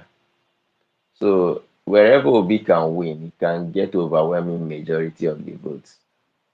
There is no place that Atiku got up to 52% of the votes in the last presidential election, as was declared by INEC. There's not a single state in the whole Nigeria where he got up to 52% of the votes. Not one. And this is someone that some people want to make a presidential candidate to go against an incumbent. Anyway, good luck to all of you if he becomes the presidential candidate. Alfo, sorry to interrupt you there. I like to think that the obedient management are coming slow because we are not really around the election period time. I might be wrong because I am not a member of that internal management team, but I just like to think that they are not making their plans, public right now, because obviously we are not in the election period. So if they begin to do that, they might begin to interfere with governance in Nigeria and begin to look at some, entity that is disrupting governance. So I think during the election period, the election campaign period time and all that, the obedient movement management may begin to unfold the strategies that they have made out to the entire obedient family, if you like. But I had gotten in touch with one of them, and they said they are formulating their strategy that they will come through, and that's all he said. You know, um, so but ultimately, I believe that the obedient management have learned from any little mistakes that were made in 2023, and they will come out with a more sophisticated, formidable strategy to give Peter Obi the win in 2027. But one thing that I noticed personally, and I'm sure most of us did, was that, and like I said before, the 2023 election recorded the largest turnout in recent Nigeria history. And that is a fact. In fact, uh, it also even recorded the largest voter registration in Nigeria history, not even in recent history, in Nigeria history, the largest Yes, yes, voters yeah. registration. Yeah, there's another thing. Even one journalist from outside the country was asking, how can you have that numbers? Then when it comes to voter turnout, you tell, so did they all die? What That happened? Alpha, and that's where the rigging actually occurred, and that was part of the petition or the complaint in the petition lodged at the appellate court up to the Supreme Court. Unfortunately, that case was not heard. It was thrown out on technicalities. If that case was actually heard and all the evidences were unraveled, perhaps the current president would have been unseated. But look, I, as a legal practitioner, I respect the doctrines of the Nigerian laws. I will not challenge the decisions of the highest court in the land. I will just respect it, but I have my reservations, especially on the grounds for which those cases were chalked out. But yeah, the justices arrived at that decision. We'll roll with it and we'll prepare for the next election cycle. The issue here is, will we come back well prepared? I believe we will. But like the arguments I've ever always made, Alpha, ultimately it comes down to the people.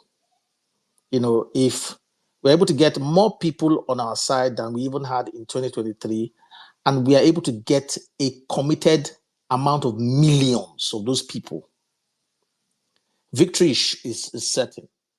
This is very important.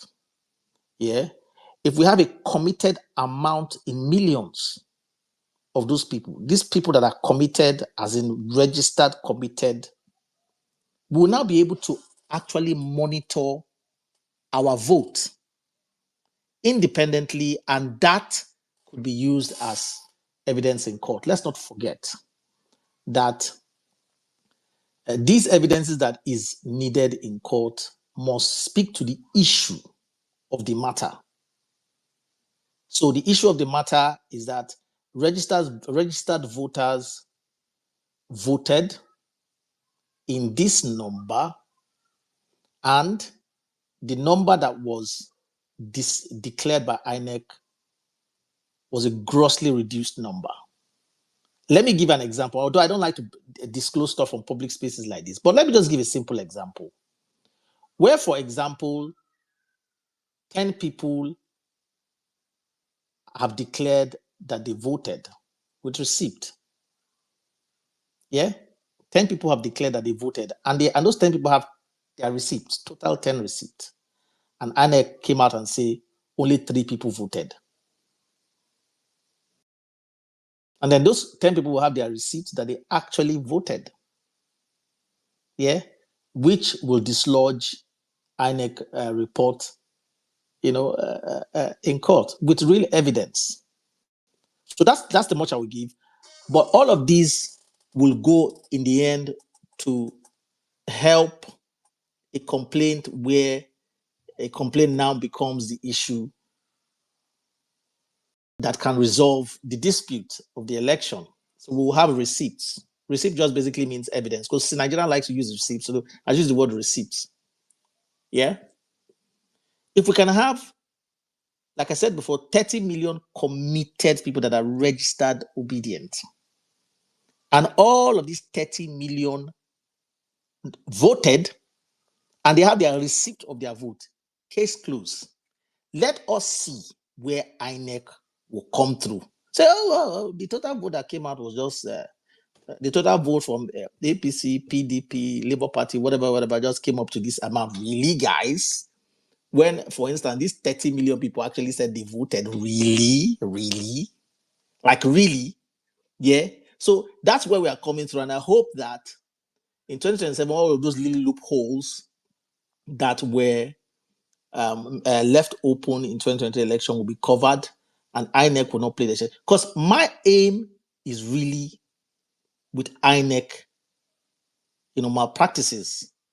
I don't really have an issue with the security. I don't have an issue with any other. I have an issue with INEC because that's where the game is unraveled. If INEC plays their hanky panky again in 2027, like they did in 2023, might come back to the same result, the same issue that we had in 2023. And we need to focus squarely on INEC to ensure. And whatever is it that we are planning, we need to apply that INEC is countered, that INEC will not have any other maneuvering part around it. Yeah, because our receipt will be loud and clear. Everybody had their receipt. And not just only that, we also hope that at all the polling units, at every single polling unit in the federation, we are monitoring it. So we'll have layers of receipts already. Yeah. So that INEC will not come and bamboozle, of course, gaslight the entire Nigerian population with their silly, reduced number. Yeah. Because frankly, besides the fact that the 2023 election recorded the highest voters turnout, there were so many irregularities in that election that should have even caused the election to be cancelled, and reinstated. Yeah. Not just rigging. We saw a lot of chaos and fighting and destruction and all that. Enough to even, reinstate that election. Yeah. But like I said, I will continue to respect the decisions of the court, although I have my reservations. But yeah, that's what it is. All I'm just trying to say is that if we focus on what really matters, that is galvanizing committed voters in the millions, voters that are ready, not just registered, but are ready to cast their vote, hold their receipt of the vote. And we also focus on INEC like even the current electoral act, say we can even pursue amendments to the electoral act that will further close those avenues that INEC may use to, to play games again. All of these things are the most important things for us to focus on, so that we can give Peter Obi the victory in 2027. Yeah. Okay. So that's just what I'm at. I'm not going to really focus on the coalition. I'm not going to focus on the coalition because, to tell you the truth, I don't believe a coalition I don't believe that the opposition needs a coalition to unseat this current government. I don't believe that, because I am a Democrat and I understand the principles of democracy, which is government of the people, by the people, and for the people. That is, the government is, or the people is the government. Yeah. I would have been a lot more afraid if the people have made it abundantly clear, and I'm talking about millions of Nigerian people, have made abundantly clear that they are not with Peter Obi. I will be worried that, yeah, he's likely going to lose. But of course, that is not the case. Yeah. Millions of people are solidly behind the man. So that is enough. Yeah. We just need to get millions of people, more people to join the crowd and be committed to ensure that. Now, I'm not saying this because I'm kind of putting Peter Obi on a pedestal. No. Peter Obi is the caliber of person that we need in government right now because of his skills and his ability to, manage Nigeria economy. Right now, what we are looking for are quality, are experts in this field that can help Nigeria economy stabilize and grow, that can set the foundation that is necessary to build. Because obviously, the man is only going to serve Nigerians for 4 or 8 years. Yeah, and he's going to leave.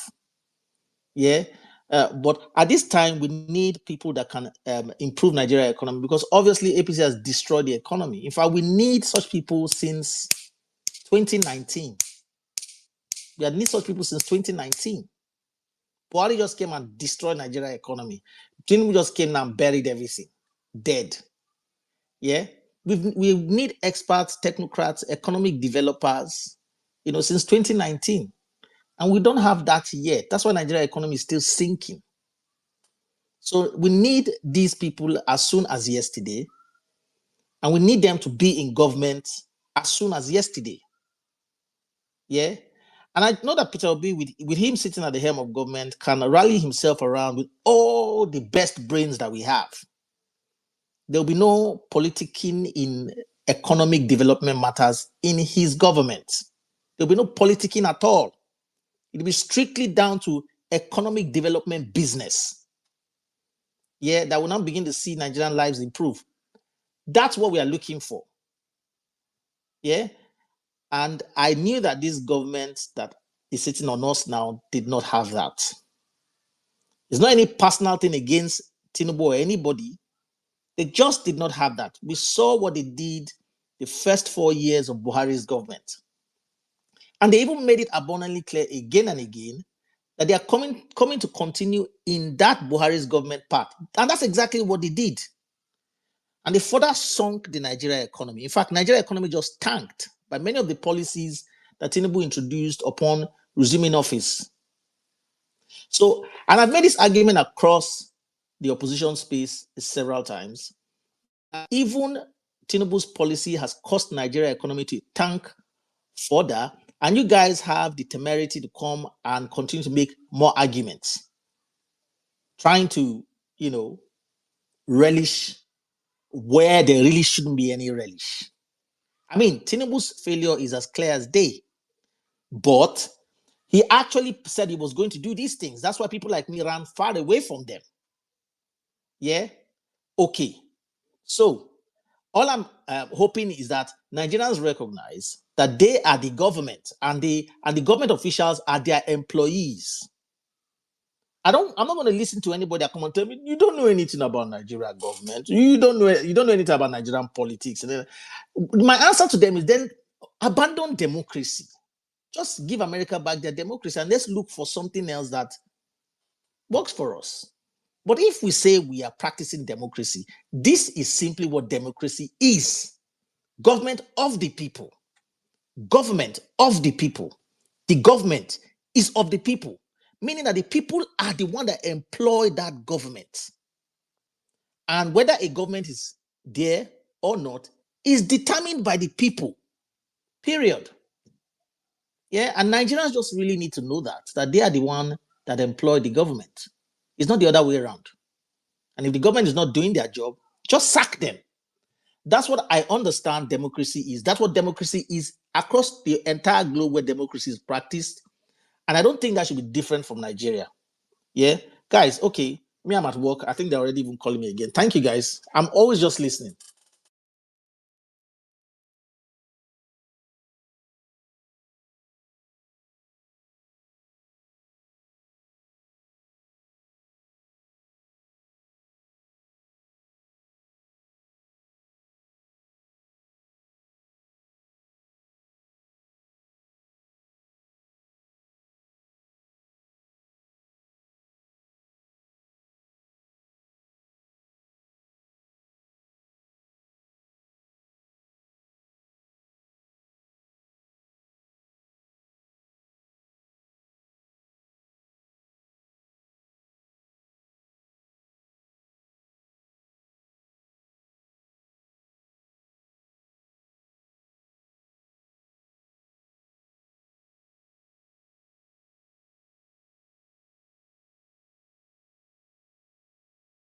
There's a request. Is it? Let me see who's requesting. I'm coming. Let me see who's requesting. If you are the one requesting, I'm bringing you up immediately. I didn't hear the last part of what Metaphor said. So, um, let's see. Let me see who's requesting.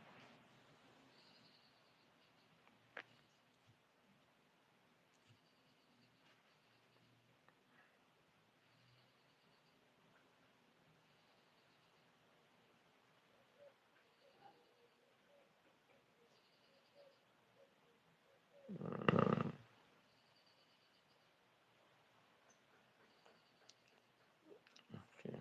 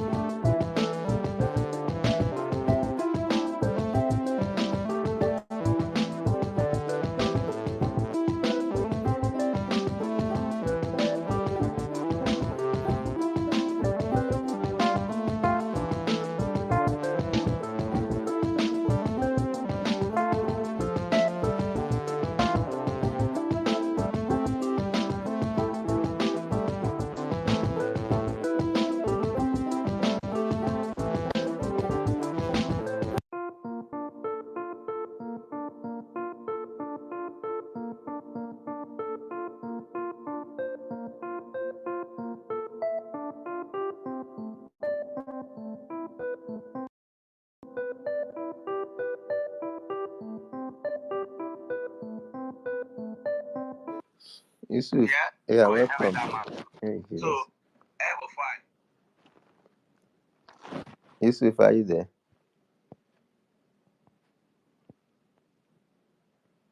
Yusuf, are you there? I'll be one close the space because I see you. Alpha, Yusuf cannot hear me.